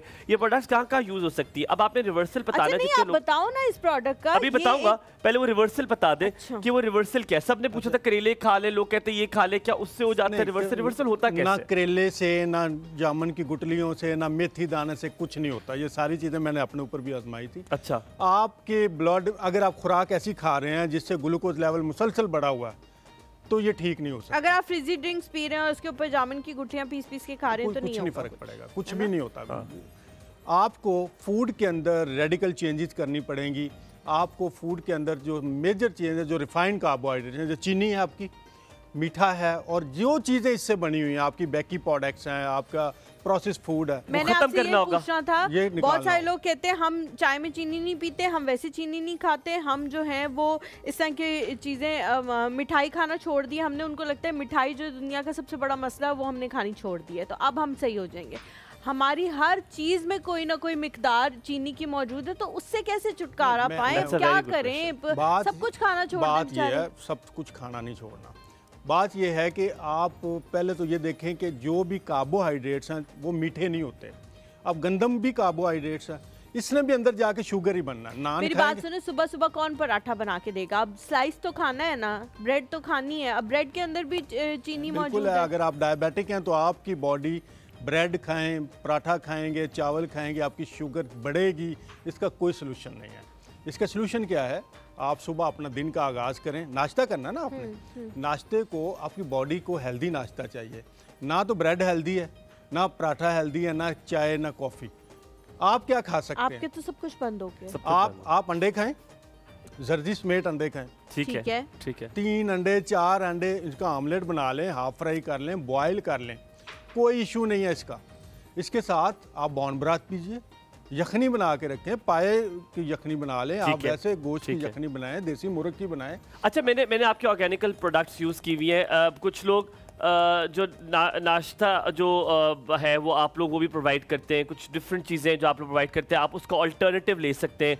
जैसे फॉर इंस्टेंस अगर आप खुद नहीं बना सकते, जैसे अलीमा ने कहा कौन से बोट के पराठा बनाए, तो क्या ऑर्गेनिकल्स जो आपकी प्रोडक्ट्स हैं वो डायबिटिक पेशेंट के लिए किसी तरह मुफीद है? तो क्या क्या चीज़ें? ज़बरदस्त है। ये जो हमारा ऑर्गेनिकल का नाश्ता है ना, ये इसी मसले का हल था। अच्छा, अब सुबह सुबह एक तो टाइम नहीं होता, आपने ऑफिस जाना है, भागना है, आपको चाहिए थोड़े टाइम में एक ऐसा नाश्ता मिल जाए जो आपकी बॉडी को न्यूट्रिशन भी दे, आपको एनर्जी भी मिले और आपके पेट पे भी भारी ना हो। ठीक है। अच्छा, अब जितने भी चीज़ें हम देखते थे, जैसे ब्रेड और ये चीज़ें आपने देखी, ये खाएंगे तो शुगर बढ़ेगी। हाँ। अब इसका कोई सोल्यूशन नहीं था, तो ये मसला मेरे लिए भी था और मेरे जो लोग थे उनके लिए भी था। उसके ऊपर फिर हमने एक सीरियल डेवलप किया, हमने एक कह लें कि नाश्ते की प्रोडक्ट बनाई जिसका हमने नाम रखा ऑर्गेनिकल नाश्ता। ठीक है। अच्छा, इसमें है नट्स और सीड्स। ठीक है। इसमें बादाम है, इसके अंदर कद्दू के बीज हैं, तरबूज के मग्ज़ हैं, इसके अंदर मूसली सफ़ेद है। अच्छा, ये बड़ी कीमती चीज़ है। इसी तरह से इसमें इलायची दाना है जो आपके डाइजेस्टिव सिस्टम को ठीक करता है। ठीक है। सौंफ है। इसके 2 चम्मच 1 गिलास दूध के अंदर मिक्स करें, 5 मिनट पकाएं, जितनी देर में आपकी चाय पकती है। ठीक है, और आप एक मग पी के काम पे चले जाएं। इससे आपको एनर्जी मिलेगी, लेकिन शुगर लेवल। लेकिन ये ऑर्डर कहाँ से करना है मैंने, अगर मुझे चाहिए तो? ये हमारी वेबसाइट पे भी ऑर्डर हो जाता है। क्या organical.pk से आप इसको ऑर्डर कर सकते हैं। ठीक है। और अच्छा, एक और चीज़ मैंने पूछनी है। बहुत सारे हमारी पाकिस्तान की जो आबादी है उसमें से 80 to 85% जो लोग हैं मिडिल क्लास हैं, और वो ये चीज़ें अफोर्ड नहीं, वो कहते हैं जी हमारा खाना पीना ही हो जाए तो वही बड़ी बात है, ये चीज़ें एक्स्ट्रा हमें लगती हैं, हम अफोर्ड नहीं कर सकते। और घर में सिर्फ एक बंदे के लिए लाना उनके लिए और भी ज़्यादा मुश्किल है। अभी बजट आ रहा है, उसमें भी आपने देख ही लिया कि टैक्सेस जो है वो कहाँ से कहाँ पहुँच गए हैं, डबल कर दिए टैक्सेस। अब वो कहेंगे हम तो ये नहीं खा सकते, ये हम अफोर्ड नहीं करते, हमारा तो ना पेट्रोल पूरा हो रहा है, ना घर का राशन पूरा हो रहा है, ना बिजली का बिल दिया जा रहा है, ऊपर से ये एक अलग चीज जो है वो हम लेके आना। और अकेले किसी के पास टाइम भी नहीं कि अकेले किसी के लिए नाश्ता बनाया जाए। हाँ। तो उनके लिए क्या आपके पास सॉल्यूशन है? घर में से आपने उन प्रोडक्ट्स का बताना है जो हमारे घरों में मौजूद होते हैं नॉर्मल, और उनमें से एक हेल्दी नाश्ता जो है वो बंदा कर सके। बिल्कुल ठीक है। पहली बात ये है कि एक चीज़, जब भी कोई बंदा बीमार होता है, ख़ासतौर पर डायबिटिक, पाकिस्तान में एक सर्वे हुआ है कि एवरेज 15 से 16 हज़ार रुपये की दवाई उसकी हर महीने लग रही है, और इससे फिर आपको फ़ायदा भी कोई नहीं हो रहा। आप देख रहे हैं कोई भी डायबिटीज़ का मरीज़ जो पिछले साल था ना, इस साल वो इससे डाउन है। दवाइयाँ 15-16 हज़ार की आप खा रहे हैं। हम आपको ये कह रहे हैं कि दवाइयों का बजट जो है वो छोड़ें और ये खुराक पे लगाएं। कम से कम आप तो हेल्दी तो होंगे ना। ये बात बिल्कुल। एक चीज़ आप खा रहे हैं, बीमार भी रह रहे हैं, एक चीज़ आप खाएंगे, डेफिनेटली ऑर्गेनिक चीजें महंगी होंगी, केमिकल वाली चीजें, जंक फूड सस्ता होता है, क्योंकि बल्क में बनता है ना, बहुत ज्यादा बना देते हैं, इंग्रेडिएंट्स उसके चीप होते हैं। अब आपकी प्रोडक्ट्स की 1 by 1 चीजें पूछेंगे कि क्या क्या करती है और कौन कौन सी चीजें हम चोरी कर सकते हैं आपके पास से, ताकि आप वापस ना लेके जाएं। हमारे पास मौजूद है किरण। अस्सलाम वालेकुम। हेलो, अस्सलाम वालेकुम। वालेकुम अस्सलाम। किरण जी कैसी हैं आप? जी मैं ठीक हूँ, मैंने कल भी कॉल की थी। बहुत अच्छा किया था आपने आज भी कॉल करके बहुत अच्छा काम किया। क्या कहेंगी? मैंने ना ये शुगर के बारे में पूछना था। पूछिए प्लीज पूछिए। डॉक्टर साहब से मेरा ना सवाल ये है कि ये जो अभी मार्च का महीना गुजरा है ना, मेरे पापा को ना हार्ट अटैक हो गया था। अल्लाह सेहत दे। अल्लाह ताला उनको सेहत दे। तो ना उन्हें ना एक स्टड भी डलाया अंदर, और ना तब पता चला कि उन्हें ना शुगर भी हो गई है। पहले नहीं थी, बाद में ना हार्ट अटैक के बाद पता चला कि उन्हें ना शुगर हो गई है। हाँ, ये तो इसी तरह डायग्नोज हुई है।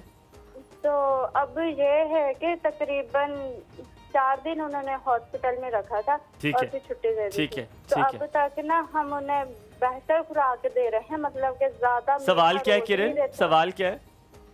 वो सिर्फ हार्ट की दवाई चल रही है उनकी, जो कि पूरी जिंदगी अब चलेगी। ठीक है। सवाल क्या आपका कि शुगर कैसे कंट्रोल करे वो?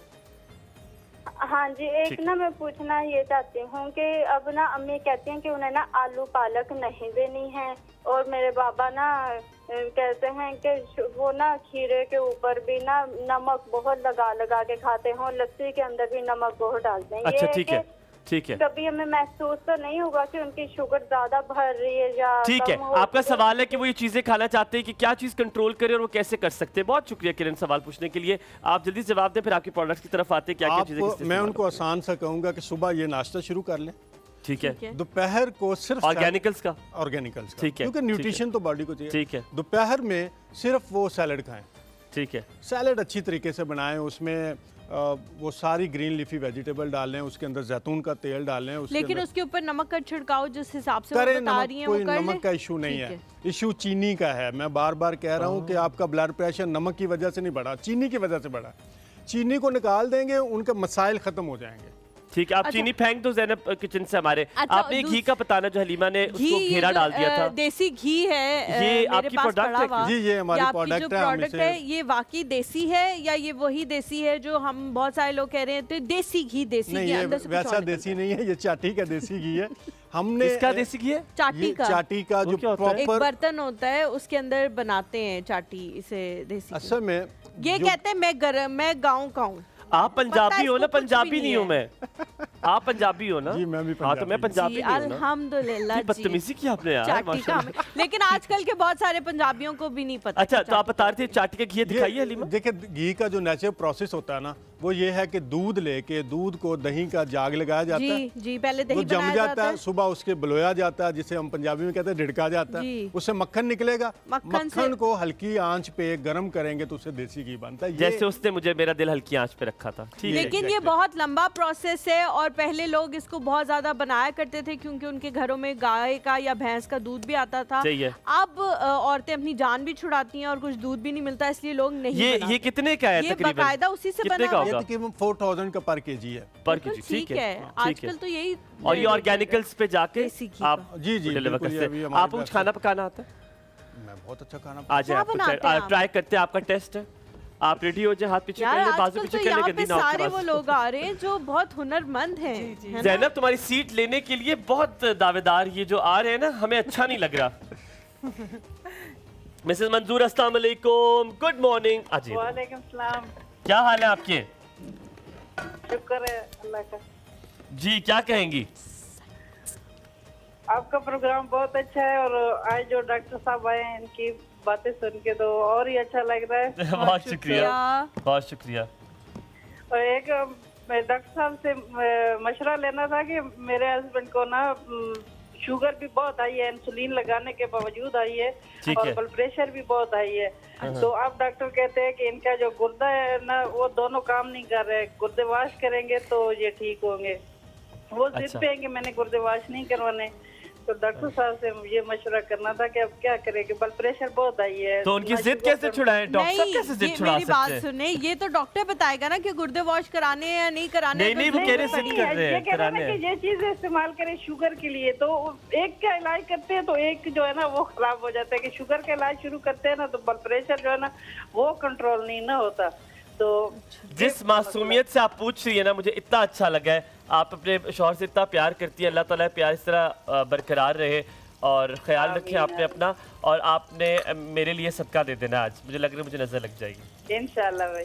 शुक्रिया, ख्याल रखिए। तो आप डॉक्टर साहब क्या कहेंगे, क्या करें वो? एक तो अब ये देखें, अगर उनकी बॉडी के अंदर यूरिया का लेवल बढ़ रहा है तो उसके लिए उनको डायलिसिस पे जाना। मैं एक छोटा सा एक टिप बताता हूँ, ये भी करना शुरू कर दें, इंशाल्लाह ये ज़बरदस्त हो जाएगा। ये घर में जो आप चाय बनाती हैं ना, जो कहवा उसका हम बनाते हैं, काली पत्ती जो है, इसका आप 1 कप कहवा बनाएं। अच्छा। और ये इसमें कोई चीनी नहीं डालनी, कुछ नहीं करना। इस कप के अंदर इसको ठंडा कर लें, कप में डाल लें और इसमें 1.5 गिलास 1.5 गिलास आप ठंडा पानी, फ्रिज का पानी डाल के तो इसको फेंट लें। ये कहवे की लस्सी बन जाएगी। इस लस्सी को ये 2 गिलास होगा, 1 गिलास आप खुद पी लीजिएगा, 1 मियाँ साहब को पिलाइएगा। ठीक है। दिन में 2 मरतबा, और हर मरतबा आपने कहवा जो है ताज़ा बनाना है। इससे ये होगा कि इनके गुर्दों के अंदर सफाई होनी शुरू हो जाएगी, क्योंकि गुर्दे अपना फंक्शन नहीं कर रहे, कुछ ब्लॉकेज है नेफ्रॉन के अंदर। तो ये जो पत्ती है चाय की, ये गुर्दों की सफाई करती है। तो ये कहवे की लस्सी आप 15 दिन इस्तेमाल करें, इंशाल्लाह इससे इनको काफी फर्क पड़ेगा। आप समझना शुरू हो कि आपने क्या करना है इस प्रोग्राम में। Very good, I like it. साहब इसका भी बताना है कि क्या, पर आप हलीमा मैं पूछूं? मैं पहले पूछूंगी सवाल, क्योंकि वो इससे रिलेटेड है जो उन्होंने कहा है। अगर मुझे कभी कोई इस तरह की कोई चीज़ करने को कहता है ना कि आप ये बना लो, क्योंकि मेरे बाबा बहुत ज़्यादा ये चीज़ें कहते हैं, वो देसी चीज़ों पे बिलीव रखते हैं और उनका है, और मैं नहीं करती कभी भी कसम से। और फिर वो मुझे बेचारे बना के देते हैं डब्बियों में डाल के कि बेटे बस ये खा लेना, बस ये कर लेना, ये सारे फ्रूट्स जो हैं वो खा लेना, मतलब ड्राई फ्रूट्स और इस तरह की चीजें। सुबह उठ के अब आपको ड्राई फ्रूट्स देना तो मिला, आपने मुझे भी देने, बहुत महंगे हैं। तो आप सुबह उठ के निहार मुंह 7 बादाम खा लेना, ये मैं नहीं करती ये चीजें। मुझे लगता है इनसे शायद कोई फर्क नहीं पड़ता। आपने सीरियसली बताना है इससे फर्क कितना पड़ता है कि हमें करने चाहिए। अगर मैं नहीं करती, गलत करती हूँ तो करना चाहिए। आपने बताना है इससे कितना उनको फर्क पड़ेगा और कितने अरसे में उनको फर्क फील होने लग जाएगा, ताकि उनको भरोसा आ जाए इस चीज़। बात ये है कि जब ये करेंगे तो मैंने तो ये भी देखा है सिर्फ इससे एक चीज़ से, कि जिन लोगों के हफ्ते में 2 दफ़ा डायलिसिस हो रहे हैं उनका पीरियड बढ़ जाता है, 1 दफ़ा पे हो जाता है। और आम लोगों को भी ये करना चाहिए, हफ्ते में 1 दफ़ा ये ज़रूर, महीने में 1 हफ्ता ये ज़रूर करें। 2 वक्त, एक सुबह 10 बजे, एक शाम 4 बजे। आपके गुर्दों के अंदर पत्थरी नहीं डेवलप होगी। ये चीज़ गुर्दे साफ़ करती है और इसका कोई साइड इफ़ेक्ट नहीं है। और असल में डायलिसिस पे हम क्यों जा रहे हैं? गुर्दे काम नहीं अपना करते। तो एक तो शुगर को मैनेज करें, शुगर आपके गुर्दों को डैमेज कर रही है तो वो ब्लड शुगर लेवल मैनेज करना ही है। और उसको खुराक से मैनेज करना है। हर वो चीज़ जिससे शुगर बढ़ रही है आप लोगों को अब पता है उसे कम कर लें और साथ हम यहाँ पे ब्रेक लेंगे। आप ये उठाएं, ये वाला जो आपका प्रोडक्ट है, ये बताएं क्यों है और कैसे है, क्यों ज़ीरो पेन है क्या करना है इसका मैंने? अच्छा, ये जो शुगर के मरीज होते हैं ना, इनको जॉइंट पेन, मसल पेन होती रहती है, इनकी बॉडी के अंदर इन्फ्लेमेशन जैसे हम सोजिश करते हैं, उम्र का तकाजा भी होता हो जाती है, बुढ़ापा भी आ जाता है। जी जी मैं हूँ तो उसके लिए हमने एसेंशियल ऑयल के साथ ना, एसेंशियल ऑयल हैं, कुछ हर्ब्स हैं जैसे हल्दी है, जिंजर है और कुछ नेचुरल ऑयल है, उनका एक ब्लेंड बनाया है ज़ीरो पेन के नाम से। ठीक है। तो ये हर तरह की जो पेन है, मसल पेन हो या जॉइंट पेन हो या थके हुए हैं आप, नींद नहीं आ रही, रिलैक्सेशन नहीं हो रही, तो काम से आप आए तो इसकी आप मालिश करें, आपको फौरी तौर पर रिलीफ आएगा और ये नेचुरल। Thank you. हम यहाँ पे थोड़ा सा ब्रेक लेते हैं, ब्रेक के बाद वापस हाजिर होंगे। ज़ैनब से पूछेंगे ज़ैनब की ये जो रेसिपी है क्या है। आज बन रहा है मटन पुलाव। कहीं नहीं जाना, हुमायूं और हलीमा के साथ रहना है, देखते रहिए। एक और सुन।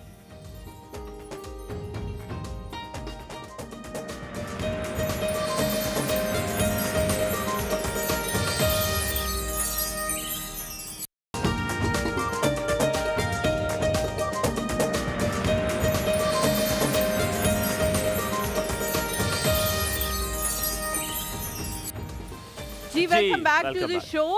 ज़ैनब जो है वो काफ़ी आगे पहुंच चुकी है। ज़ैनब अभी आपने बताया नहीं है कि क्या क्या बता देती हूँ। यहाँ पे सबसे पहले मैंने जो है घी ले लिया था और उसमें मैंने प्याज डाल दिया था स्लाइस किया हुआ, और बादियान का फूल इसमें डाला, सब जो सूखा धनिया था वो डाला और लौंग डाल के उसको थोड़ा सा ब्राउन करने जो है वो रख दिया था मैंने। प्याज को जैसे प्याज जो है वो थोड़ा सा ब्राउन हुआ था तो मैंने बॉल्स होती हैं उनको सूखा धनिया कहते हैं। मैं किसी और को सूखा धनिया समझती रही हूँ। जैसे ही जो है वो प्याज ब्राउन हो जाएगा तो मैंने दही जो है इसके अंदर ऐड कर दिया था। प्याज ब्राउन हो गया। हाँ, और दही ऐड करने के बाद मैंने ये किया था कि मैंने इसमें सब्ज़ मिर्च भी ऐड कर दी थी और मसाले की मैं भी रेसिपी बताऊंगी कि कौन सा मसाला मैंने बनाया था। मटन को बॉईल करते वक्त भी मैंने वो मसाला ऐड किया था, तो वो थोड़ा सा मसाला मैंने 1-2 टेबलस्पून रख लिया था, वो भी इसके अंदर भी जो है वो चला गया। अच्छा, मतलब वो सीक्रेट इंग्रेडिएंट है इसका? नहीं, मैं हाँ, लेकिन वो भी मैं बताऊंगी। हाँ, मतलब मैं ये नहीं कह रही कि आप सीक्रेट रखोगे, मैं कह रही हूँ आपका जो एक बूटी छोड़ है वो अच्छा इसलिए बनता है। नहीं, बना लो देखो ना, गोश्त गला है तो मुझे चेक कराती ना। नहीं, गल गया, मैं बता रही हूँ। आप तो मुझे बहुत ना आपकी तो चाय ठंडी पटक हो गई बस। अच्छा, आप जब तक ये बना रहे, मैं अपना शेर सुना लूं प्लीज। ये है आपके पास? यस। यार मुझे बहुत शर्मिंदगी हुई थी। शर्मिंदगी बात ही मैंने कहा बिल्कुल। रबेल, मैं अपना वो गजल सुना दूं, मुझे बहुत शर्मिंदगी हुई थी, मेरी गलत हो गई थी वो, तो मैं ये लिखा हुआ याद छुपा ली है कसम से। मुझे बहुत शर्मिंदगी सी हो रही है कि मेरा गलत हो गया, वो भी मेरे दोस्त के सामने। आप यहाँ मत देखो। एक ते तेरा ना पसंद है, थैंक यू, ते दूजी सानू चाह पसंद है। कदे कदे तेरी याद ते नाल पैंदा नी पसंद है। गल्ला गल्ला तेरा हंस के कहना जी पसंद है। जिस थां ते होवे तू, नॉट यू, तू जिस थां ते होवे तू सानू ओ थां पसंद है। जिस राह तू भी गुजरी है तू सानू ओ हर राह पसंद है। तू पसंद है इसलिए तेरे नाल मोहब्बत नहीं, तेरे नाल मोहब्बत है तो सानू ता पसंद है। वाह वाह वाह वाह, आखिरकार एक कंप्लीट हो गया, हालांकि बीच में फिर गलत होने वाला था मेरे लेकिन क्योंकि हुमायूं से अब्बासी से अपनी ही हैंडराइटिंग नहीं पढ़ी जा रही थी, अपनी ही हैंडराइटिंग पूछने लगी थी। और ऐसे लग रहा है अगर आप ये तख्ता देख लें तो ऐसे लग रहा है कि किसी इंसान ने पाँव से लिखा है, पाँव से लिखते हुए भी गलतियां हैं। इमला की गलतियां। अब्दुल रशीद साहब मशहूर थे क्यों मौजूद है। अस्सलाम वालेकुम रशीद भाई, क्या हाल चाल है?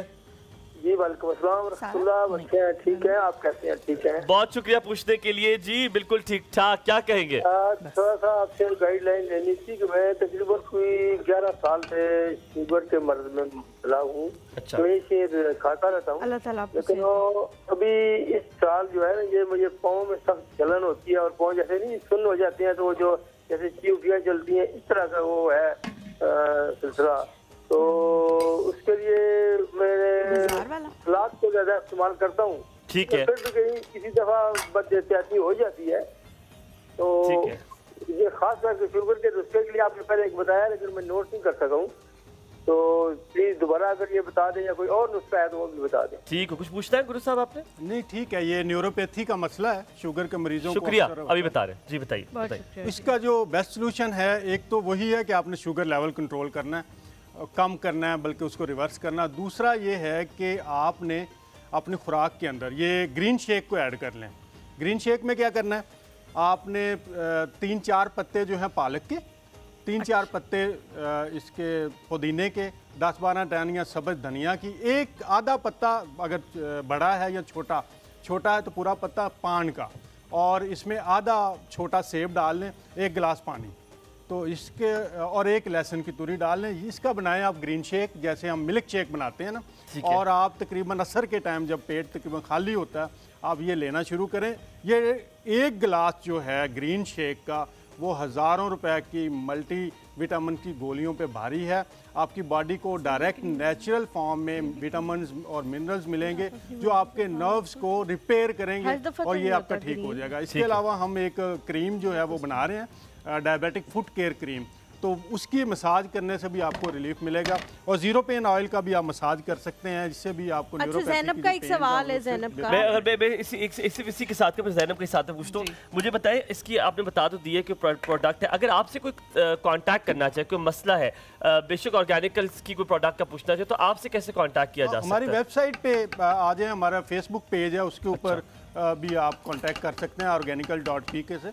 और इसके अलावा अगर किसी को ऑर्गेनिकल्स है ना, ऑर्गेनिकल्स जी, organicals.pk। और फिर अगर कोई डाइट प्लान कस्टमाइज बनाना चाहता है वो भी हम उनको बना के देते हैं। अच्छा ज़ैनब, सवाल मेरा सवाल ये था कि अभी आप कह रहे थे कि ग्रीन जूस, तो जो ग्रीन शेक ठीक है, और उसमें जो है आप जो सेब ऐड करें वो भी ग्रीन यूज करना है, क्योंकि कोई भी कर ले, कोई भी एप्पल यूज कर ले।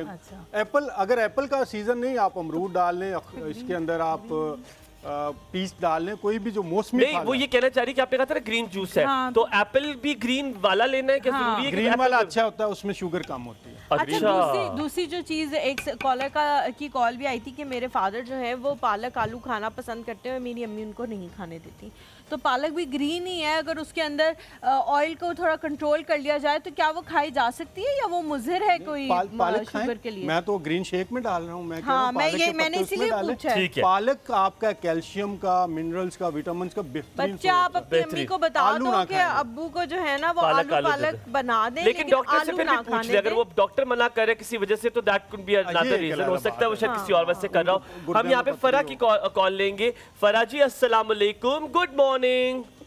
वालेकुम अस्सलाम, गुड मॉर्निंग, कैसे हैं आप लोग? अच्छे हैं, लाजवाब, आप कैसी हैं? अल्लाह का शुक्र है, बिल्कुल ठीक ठाक। अच्छा, सबसे पहले तो मैं ये कहना चाहती हूँ, कुछ गलत नहीं कहना चाहती, आप लोग घबराइए नहीं। कल आपने बोला ना हलीमा ने कि हम, जैसे कोई बोलता है कि हम आज फिर घबराए, आपने तो डर जाते हैं। आपने फिर जब कुछ कहना चाहते हैं हम फिर घबराए। हल्का फुल्का घबराना जरूरी है, क्योंकि पिछले वालों ने भी कहा था घबराना नहीं, और कितना घबराना पड़ गया था, वो कांप रहे अभी। तो फिर मूविंग ऑन। नहीं, वैसे आपका प्रोग्राम नो डाउट बहुत अच्छा है, बहुत शुक्रिया। देखना, मैं हलीमा के लिए, हलीमा मंसूर के लिए स्पेशली बोलना चाहूंगी, देखना मैंने हुमायूं की वजह से स्टार्ट किया था, ठीक है, लेकिन हलीमा बहुत नहीं सुने तो आगे तो सुने। अच्छा, सुनाए। ये आपने हुमायूं वाली हरकत की है। ड्रॉपिंग नहीं हुआ, लेकिन हलीमा मंसूर ने अपने आप को बहुत इम्प्रूव किया है, माशाल्लाह माशाल्लाह माशाल्लाह, नो डाउट। ड्रेसिंग में, हेयर स्टाइल में, बातों में, और वैसे वो मासूम भी है, हुमायूं से ज्यादा मासूम है। Thank you. मैं मासूम कहीं से नहीं हूँ, ये आपने बिल्कुल ठीक है। मेरे पहली दफा किसी ने मुझे मासूम कहा है। नहीं, तो आप हो, ये बात मैं इसको इंडोर्स करता हूँ, और आपका बहुत शुक्रिया। मैं आपकी बात को अगर थोड़ा सा रिफ्रेश करूं, आप ये बात ठीक कह रही है, अब मैं और हलीमा बिल्कुल एक जैसे हो गए। पहले हलीमा क्योंकि नजम के साथ ही एक डिफरेंट तरह का प्रोग्राम पेश होता था, अब हलीमा और मैं इतना है कि बिल्कुल एक जैसे, डिफरेंट थी, बिल्कुल डिफरेंट पेस थी और बिल्कुल डिफरेंट हर चीज होती थी, तो मुझे थोड़ा सा वो ट्रांजिशन फेज से गुजरने में थोड़ा सा वक्त लगा। तो हम अब रेसिपी बता दे ताकि हम फिर मैं रेसिपी बता देती हूँ। सबसे पहले तो recipe, thank you ji, thank you so much for calling. वो वाला मसाला बताऊंगी जो मैंने कहा था कि मैंने उसको बॉईल करते वक्त, तो उसमें सब्ज़ धनिया जो है 1 खाने का चम्मच गया है, सौंफ 1 खाने का चम्मच, जीरा 1 खाने का चम्मच, साबुत काली मिर्च 1 चाय का चम्मच, जायफल आधा टुकड़ा जो है वो यूज़ करना, जवतरी 1 अदद, लौंग 4 अदद, सब्ज़ इलायची 4 अदद, बादियान का जो फूल है वो 2 अदद, दालचीनी 3 अदद, काली इलायची 1 अदद, जो तेज़ पत्ता होता है वो 2 अदद। इनको सबको आपने रोस्ट करके जो है वो ग्राइंड कर लेना है। और आपने जो मटन में बॉईल करना है मटन, तो उसके अंदर मटन आपने 750 ग्राम लेना है। अदरक लहसुन का पेस्ट होगा 750 ग्राम, 1000 से थोड़ा सा कम होगा, किलो से थोड़ा सा कम होगा, 3 पाव। Thank you. अदरक लहसुन का पेस्ट 1 खाने का चम्मच और नमक हस्बे जायका। ये आपने बॉईल करते वक्त निकालना है, इसको डालना है सारी चीज़ें। दूसरा इसके जो झाग है वो ऊपर से आपने लाजमी उतारनी है, झाग के समेत जो है आपने इसको बॉईल नहीं करना।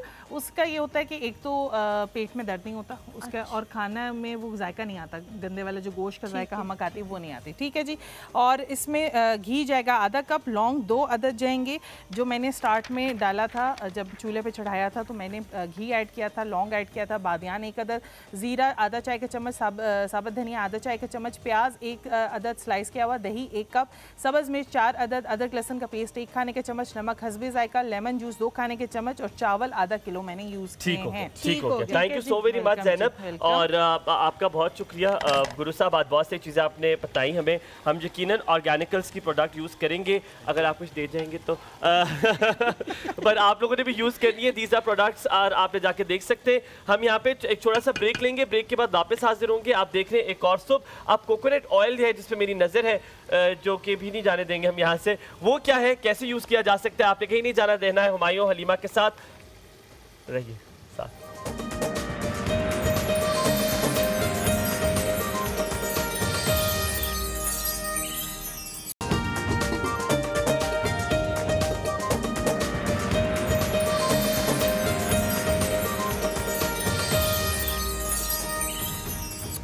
Welcome back to the show. एक बड़े मशहूर और मारूफ जो हैं वो कुक हैं, कुक तो नहीं कहना चाहिए, शेफ कहना चाहिए, जो यूं करके डालते हैं, वैसे डालते हैं, नहीं यूं छोड़ते नहीं है, वो यूं नहीं ऐसे। अच्छा वो कोई और है फिर तुम कह रहे? मैं तो टर्किश वाले की, वो तो ऐसे डालता है ना, यूं करते हैं, लेकिन वो यूं छोड़ते नहीं है, वो चुटकी यूं बजाते हैं, तो वो जो हम चुटकी बजाते हैं और उसके ऊपर जो नमक है। बेटे मैं आपको अभी वीडियो दिखाऊंगी, आप लोगों को पता लग जाएगा। अच्छा तो ज़ैनब भी जो है ना वो कॉपी करते करते कहीं तक पहुंच ही गई है। ज़ैनब ऐसे चावल टूटते नहीं है जैसे तुम चम्मच लगा रही हो, मैं पूछना चाह रही हूँ। ऐसे ऐसे जोर से नहीं लगा रही हूँ, कैसे लगाते हैं? अच्छा ठीक है। हमें राबेल कहती है कि अब आप अपनी जगह पे जाएंगे, जिसका मतलब कुछ और भी निकल सकता है। एक चीज मैंने एक सवाल पूछना है ज़ैनब, जो उस वक्त मेरे दिमाग में था, मैं अभी पूछ लेती हूँ आपसे। बहुत सारी चीज़ें जो हैं वो आपने साबुत डाली हैं कुछ चीज़ें, और कुछ चीज़ें आपने पीस के डाली हैं, इसकी क्या रीज़न है? मतलब पीसने से ज़्यादा फ्लेवर आता है या साबुत से ज़्यादा फ्लेवर आता है? साबुत का उस तरह फ्लेवर नहीं आता, पाउडर फॉर्म में ज़्यादा आता है, वो ज़्यादा जो है ना पुलाव में जो है फ्लेवर ज़्यादा इनहेंस हो जाता है। अच्छा हलीमा के सवाल में ज़ैनब जवाब था जो ये कह रही है, मेरी अम्मा भी कहती है, मेरी अम्मा कहती है साबुत में ज़्यादा, साबुत में मुझे भी लगता है साबुत में इतना स्ट्रॉन्ग नहीं आता जितना पाउडरी फॉर्म में। अच्छा ज़ैनब दूसरी चीज़ जो आपने पिसा हुआ मसाला कहा था उसमें जायफल और जयवित्री था, मुझे नहीं अच्छे लगते तो मैं ना डालूंगा। आप बहुत कम डालें ना ताकि आपको उसका टेस्ट ही ना आए, क्योंकि वो तो बहुत स्ट्रॉन्ग होता है, अगर वो थोड़ा सा ज्यादा हो जाए तो वो कड़वा हो जाता है, स्मेल भी बहुत आती है, हंडी भी कड़वी हो जाती है। चलो अब हम चलते गुरु साहब ये आपने छोड़ के दम पे लगा तो उठा ले कि फौरन। ज़ैनब का कोई इतबार नहीं है, इसके पैरों में बहुत, इसकी तो उम्र भी इस तरह की है कि इसको बड़े जोड़ों शोड़ों में दर्द होता है। ज़ैनब अच्छा आपने वापस आके कोकोनट ऑयल, हाँ मैंने कोकोनट ऑयल का आपसे पूछने बहुत दूर रखे हुए। हमारे साथ 2 कॉलर है, ज़ियाउर रहमान और मिसेस अजमल है, उनकी कॉल लेके पहले कॉल ले लेते हैं। अस्सलाम वालेकुम जी, ज़ियाउर रहमान साहब है हमारे साथ। वालेकुम अस्सलाम। ज़िया भाई क्या हाल है? आपसे ये सवाल है जी कि आप प्रिवेंशन के लिए यानी कि किसी भी शुगर की बीमारी को रोकने के लिए ऐसी कौन सी रूटीन में अपनी खुराक लें जिससे शुगर होने से पहले बंदा उसको कंट्रोल में कर सके, वो हो ही ना। वेरी गुड क्वेश्चन, हुई नहीं है, वेरी गुड क्वेश्चन, और उससे पहले आप बहुत अच्छा सवाल है, बहुत अच्छा सवाल, थैंक यू जी, बहुत शुक्रिया। तो ये मुझे बताइए इसका क्या फायदा है? क्या मुझे तो लगता है बड़ा ये ड्राई होता है, ये नहीं इस्तेमाल करना। ये खाने के लिए भी इस्तेमाल हो सकता है और बालों में लगाने के लिए भी इस्तेमाल हो सकता है। कोकोनट ऑयल जो है plant based the best fats है। आपको अगर खाना भी इसमें पकाएं। असल में आपका जो एक्सपीरियंस नॉर्मली हुआ है ना, वो कोकोनट ऑयल ऐसा होता है जो इम्पोर्टेड है, उसके अंदर स्मेल आती है। बिल्कुल। ये हमने कोकोनट इंपोर्ट करके वर्ल्ड बेस्ट कोकोनट जो था उससे खुद निकलवाया। इसमें एक तो स्मेल नहीं होगी। आप सारे खाने इसमें बनाएं, आप इसमें पुलाव बनाना चाहते हैं, इसमें ऑमलेट बनाना चाहते हैं, मैं खोल के स्मेल सूंघ लूं फिर तो वापस ही लेके जा सकेंगे। हाँ, ये बहुत ज़बरदस्त है। दूसरी बात, आप बॉडी मसाज के लिए इसे यूज़ कर सकते हैं, बालों में लगा सकते हैं। इसके अलावा जिन लोगों का पित्ता निकल जाता है, गॉल ब्लैडर रिमूव है, अब उनको फैट्स वो कोई भी खाते हैं तो उनको प्रॉब्लम आती है, क्योंकि पित्ते के अंदर बाइल होती है जो डाइजेस्ट करती है फैट्स को। तो ऐसे लोग अपना खाना सिर्फ कोकोनट ऑयल में बनाएं, इसका पराठा बनाएं। सॉरी मैं आपकी बात काटूंगा, हमारी बड़ी प्यारी सी कॉलर है तलत आंटी, तो मैं चाहूंगा उनको वेट ना कराएं, मुझसे बात करते हैं। अस्सलाम वालेकुम तलत आंटी। रहमतुल्लाहि व बरकातुहू।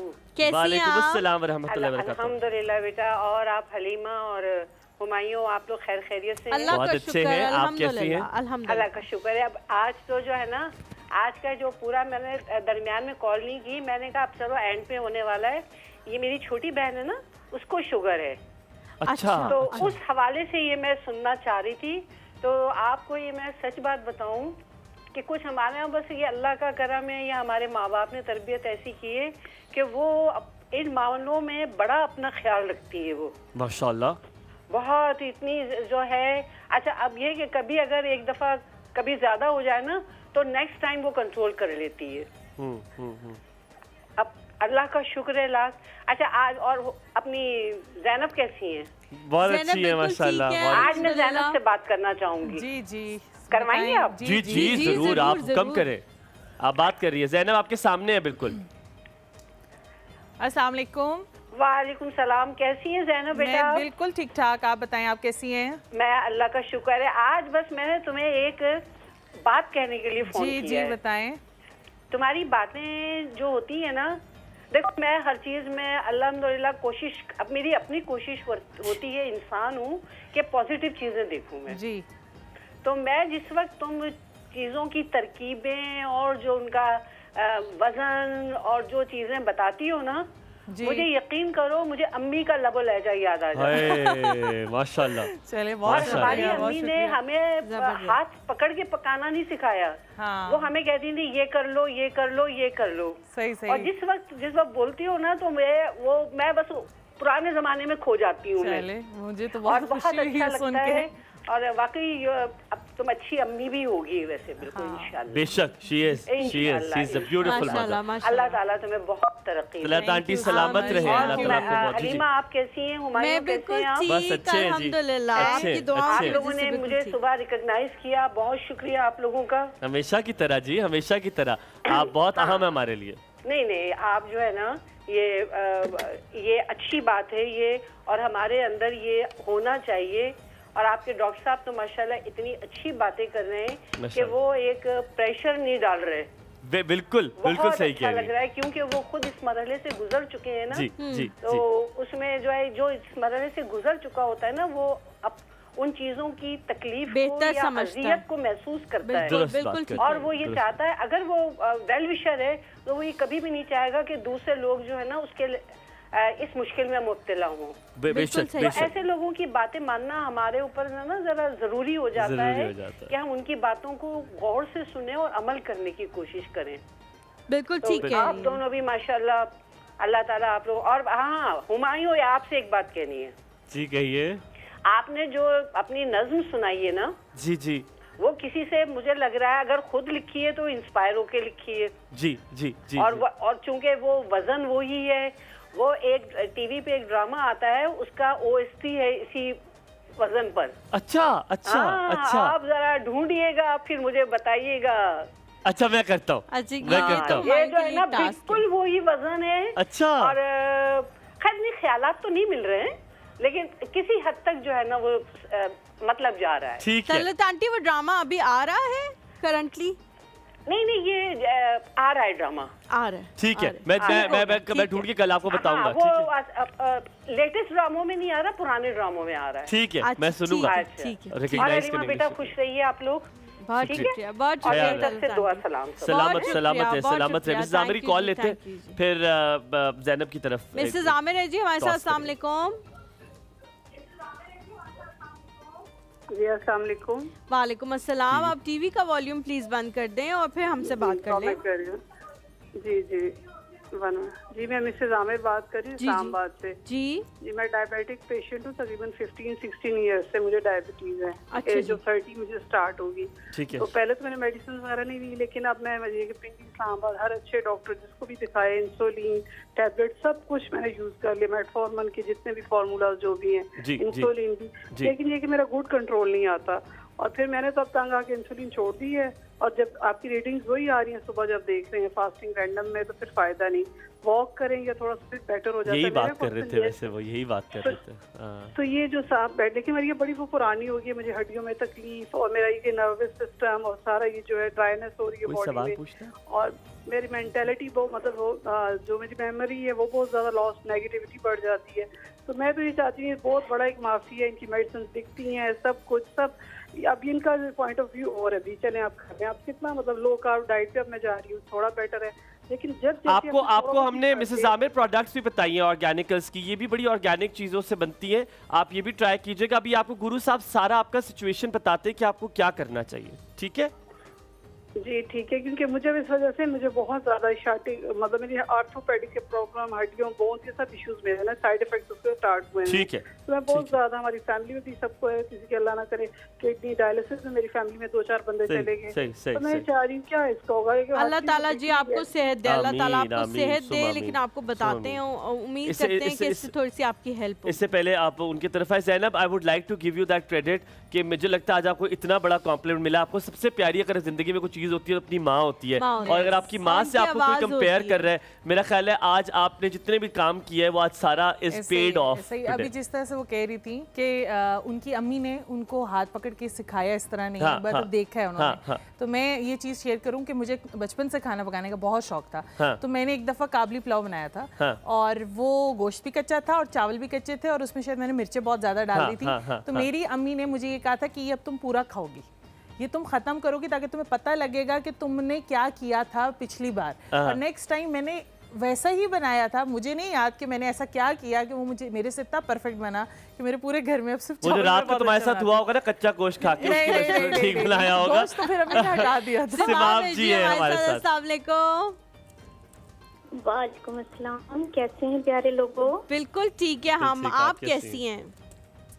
जी मैं अल्हम्दुलिल्लाह, और Zainab is looking like a wow माशाल्लाह, एज यूजुअल। यस, बड़ा फ्रेश कलर पहना हुआ है ज़ैनब ने, बहुत प्यारा माशाल्लाह लगता है। बहुत शुक्रिया। एक्सक्यूज मी, मैंने भी रेड रोज पहने। और गेस्ट बहुत अच्छे हैं आज आपने बुलाए हैं, उनकी बातें बहुत अच्छी जो वो कर रहे हैं ना, उनसे बहुत ही फायदा हो रहा है। मैं कॉल भी इसलिए नहीं कर रही थी कि टाइम वेस्ट ना हो उनका। जी जी। तो आप लोगों से थोड़ी खफगी थी। आप ही एक्सक्यूज मी, क्यों? आप ही, हमने ऐसा क्या आप ही, मैंने भी रेड रोज पहना आज। हाँ जी जी, आप लोगों के भी दोनों के रेड कलर बहुत अच्छे लग रहे हैं। नहीं, लेकिन हमसे खफगी क्या थी ये तो बताएं। हाँ, खफगी ये थी कि मैं रमजान से एक ही बीन बजा रही थी कि नायला जी से मेरी बात नहीं हो पा रही, उनका प्रोग्राम भी मिस हो गया था मुझसे, जो उन्होंने रमजान में किया था ना आपके साथ। हाँ जी। तो एक बार कॉल की तो हलीमा, उन्होंने कहा भी कि वो कुछ पूछना चाह रही हैं, तो हलीमा ने कहा कि नहीं कुछ नहीं पूछना चाह रही, और कॉल होगी। मैंने नहीं वो कॉल पहले बंद हो चुकी थी, उसके बाद मैंने ये अल्फाज अता किए थे कि शायद वो कुछ नहीं मैं भी बात बताऊं। अच्छा मैं बताता हूँ, आपके बात करने का अंदाज ही माशाल्लाह बहुत खूबसूरत है। तो आप थोड़ा सा पॉज दे के बात करती है ना, तो आपकी बात पे काफी लंबा पॉज अगर हो सकता है। आपकी कॉल कट गई थी, तो हलीमा ने आपसे, मुझे याद है, उससे पूछा था आप कुछ पूछना चाहती है, फिर उसने तब कहा था मेरे ख्याल में कुछ नहीं पूछना चाहती। मेरे ख्याल में कुछ नहीं पूछना चाहती, क्योंकि कॉल बंद हो जाती है। और समाब हमारे पास यहाँ पे फोन पड़ा हुआ नहीं है जिससे हम कॉल बंद कर दें, वो पीछे से बंद होती है। लेकिन मुझे एक बात बड़ी अच्छी लगती है समाब जी, हमें लगता था हम आपके बच्चे हैं, पर ऐसा नहीं है। आप लोग हमारे क्यूटी से बच्चे नाराज जाते हैं, मासूम। नहीं नेक्स्ट टाइम, अभी मैं हलीमा के लिए गाना भी थोड़ा गाना चाहूंगी।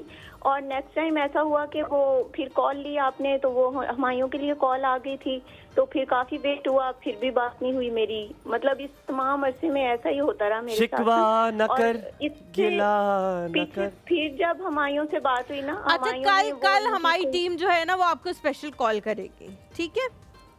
अभी कुछ कॉल। हेलो आप जी। जी वो हलीमा की अभी एक कॉल आई थी, वो कह रही थी कि हलीमा बड़ी मासूम लगती हैं, तो मैं काफी दिन से आपके लिए वो गुनगुनाना चाह रही थी। जरूर पॉसिबल हो मुझसे तो एक लाइन सुना दीजिए हमें। चलें ठीक है। तुम सा कोई प्यारा कोई मासूम नहीं है, क्या चीज हो तुम खुद तुम्हें मालूम नहीं है। लाखों है मगर तुम सा यहाँ कौन हंसी है। तुम जान हो मेरी तुम्हें मालूम। वाह क्या बात है, बहुत शुक्रिया, सलामत रहिए। जो चैनल मुझे बुला रहा है वो ये देख ले, आप ही बर्दाश्त कर पाओगे नहीं। तो अब हमारे साथ मौजूद है जी नादिया। अस्सलाम वालेकुम। वालेकुम सलाम, गुड मॉर्निंग। गुड मॉर्निंग, कैसी हो नादिया? अल्लाह का शुक्र ठीक। वली भाई मासूम बिल्कुल नहीं है, मुस्कान आप ही मासूम है। तो माँ बाप ने तारीफ की है, मुझे बहुत अच्छा लगा, गाना भी गाया। आप कितने खड़े हो गए। हाँ मैं मासूम नहीं हूँ, तुमने ये कहा है मुझे। में जा रहे हैं। अच्छा यार बात मसला प्यारी लग रही है मुझे, इनकी बात बड़ी पसंद आई है। वली भाई ने कहा एक पीस दो, बोटी का चेक करो, मैंने नहीं दिया, सारे डाल दिया। अच्छा कह रही एक पीस भी नहीं दिया, सारा डाल दिया। अच्छा किया, आप चेक करते करते सारे खा जाते हैं। वो ना बात ये प्लेट मुझे पकड़ानी है आपने। अच्छा ठीक है ठीक है नादिया, आज मुझे किसी ने मासूम नहीं कहा, लोगों को लगता है मैं मासूम नहीं हूँ। आप है नहीं है तो मैं खुद कहती हूँ। अच्छा वो ना आपने सुनाई थी ना, आपको किसी ने कहना भी नहीं है कि आप मासूम है। मैं खफा, मैं नाराज हूँ तुमसे बस। अब नाराज नहीं होते, ईद आ रही है, ये भी तो देखिए ना। ये भी तो देखिए वो पता है क्या, ईद से पहले हुमायूं नाराज सबसे इसलिए होते हैं कि ईद पे कोई ना ईदी मांगे और ना गोश्त मांगे। मैं तुम तीनों सबसे खफा हूँ। बहनों से तो कभी नाराज नहीं होते, चाहे बहनें जैसी प्यारी लग रही है, बड़ी ड्रेसिंग की हुई है। थैंक यू वेरी मच, बहुत शुक्रिया। मुस्काना पीने जैनबा पीने, थैंक यू बेटे। साहब थे ना, इनसे पूछना था मैंने कि मेरी अम्मी को ना शुगर है। अच्छा ठीक है, जल्दी जल्दी बताओ। उनकी शुगर होती है मसलन के 150-60, ये नॉर्मल हो जैसे ये कभी 500 तक चली जाती है। ठीक है, तो खाने में क्या लें, क्या चीज चाहिए इनके लिए? ठीक है, बहुत शुक्रिया नादिया, थैंक यू। अल्लाह हाफिज। गुरु साहब बताइएगा खाने में क्या खाएं, उनके लिए क्या सही है? 150-60 तक उनकी शुगर चल जाती है। दही भी। अच्छा शुगर का एक रेंज है, मिनिमम रेंज 70 और मैक्सिमम 140।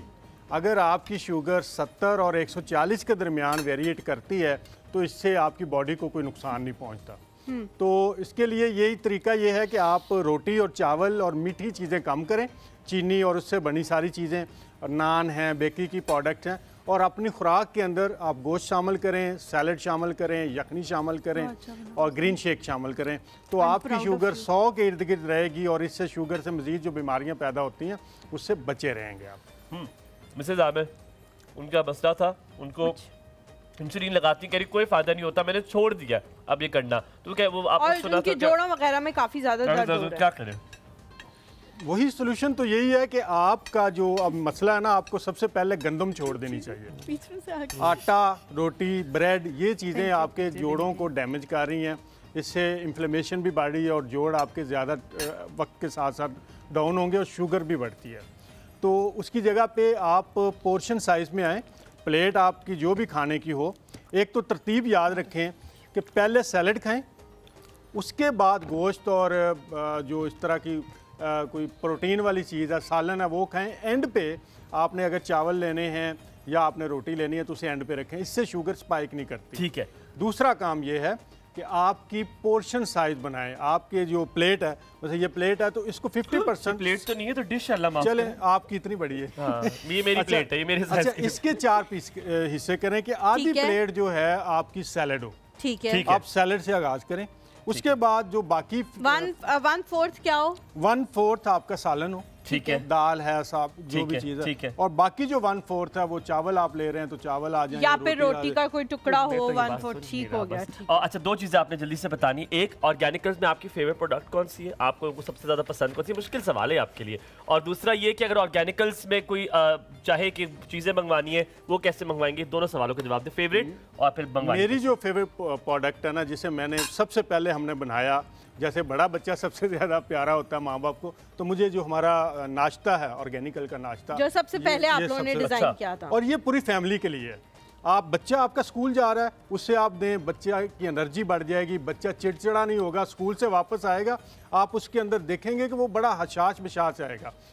बड़े बुजुर्ग जो आपके घर में हैं, चाहे वो हार्ट के पेशेंट हैं, चाहे वो कोई पेशेंट नहीं है या डायबिटिक हैं, उन्हें आप नाश्ते में दें, उनका मिजाज बेहतर हो जाता है, जिसमें एनर्जी आ जाती है। आप वर्किंग वीमेन हैं, खाना ये नाश्ता करके जाएं, आप देखें सारा दिन आप काम करेंगी और थकेंगे नहीं। और इसी तरह ये पूरी फैमिली के लिए ठीक है। अब किसी ने ऑर्डर लगा कह रहे वर्किंग मेमन, मैंने कहा कि मेमन जो लोग वर्किंग होते हैं उनकी बात ऑर्डर कैसे करना है आपने? ऑर्डर हमारी वेबसाइट पे organical.pk पे और organicals.pk, और हमारा फेसबुक भी है, और इसके अलावा हमारी मेरे ख्याल आप मुझे आप लोग रख लें।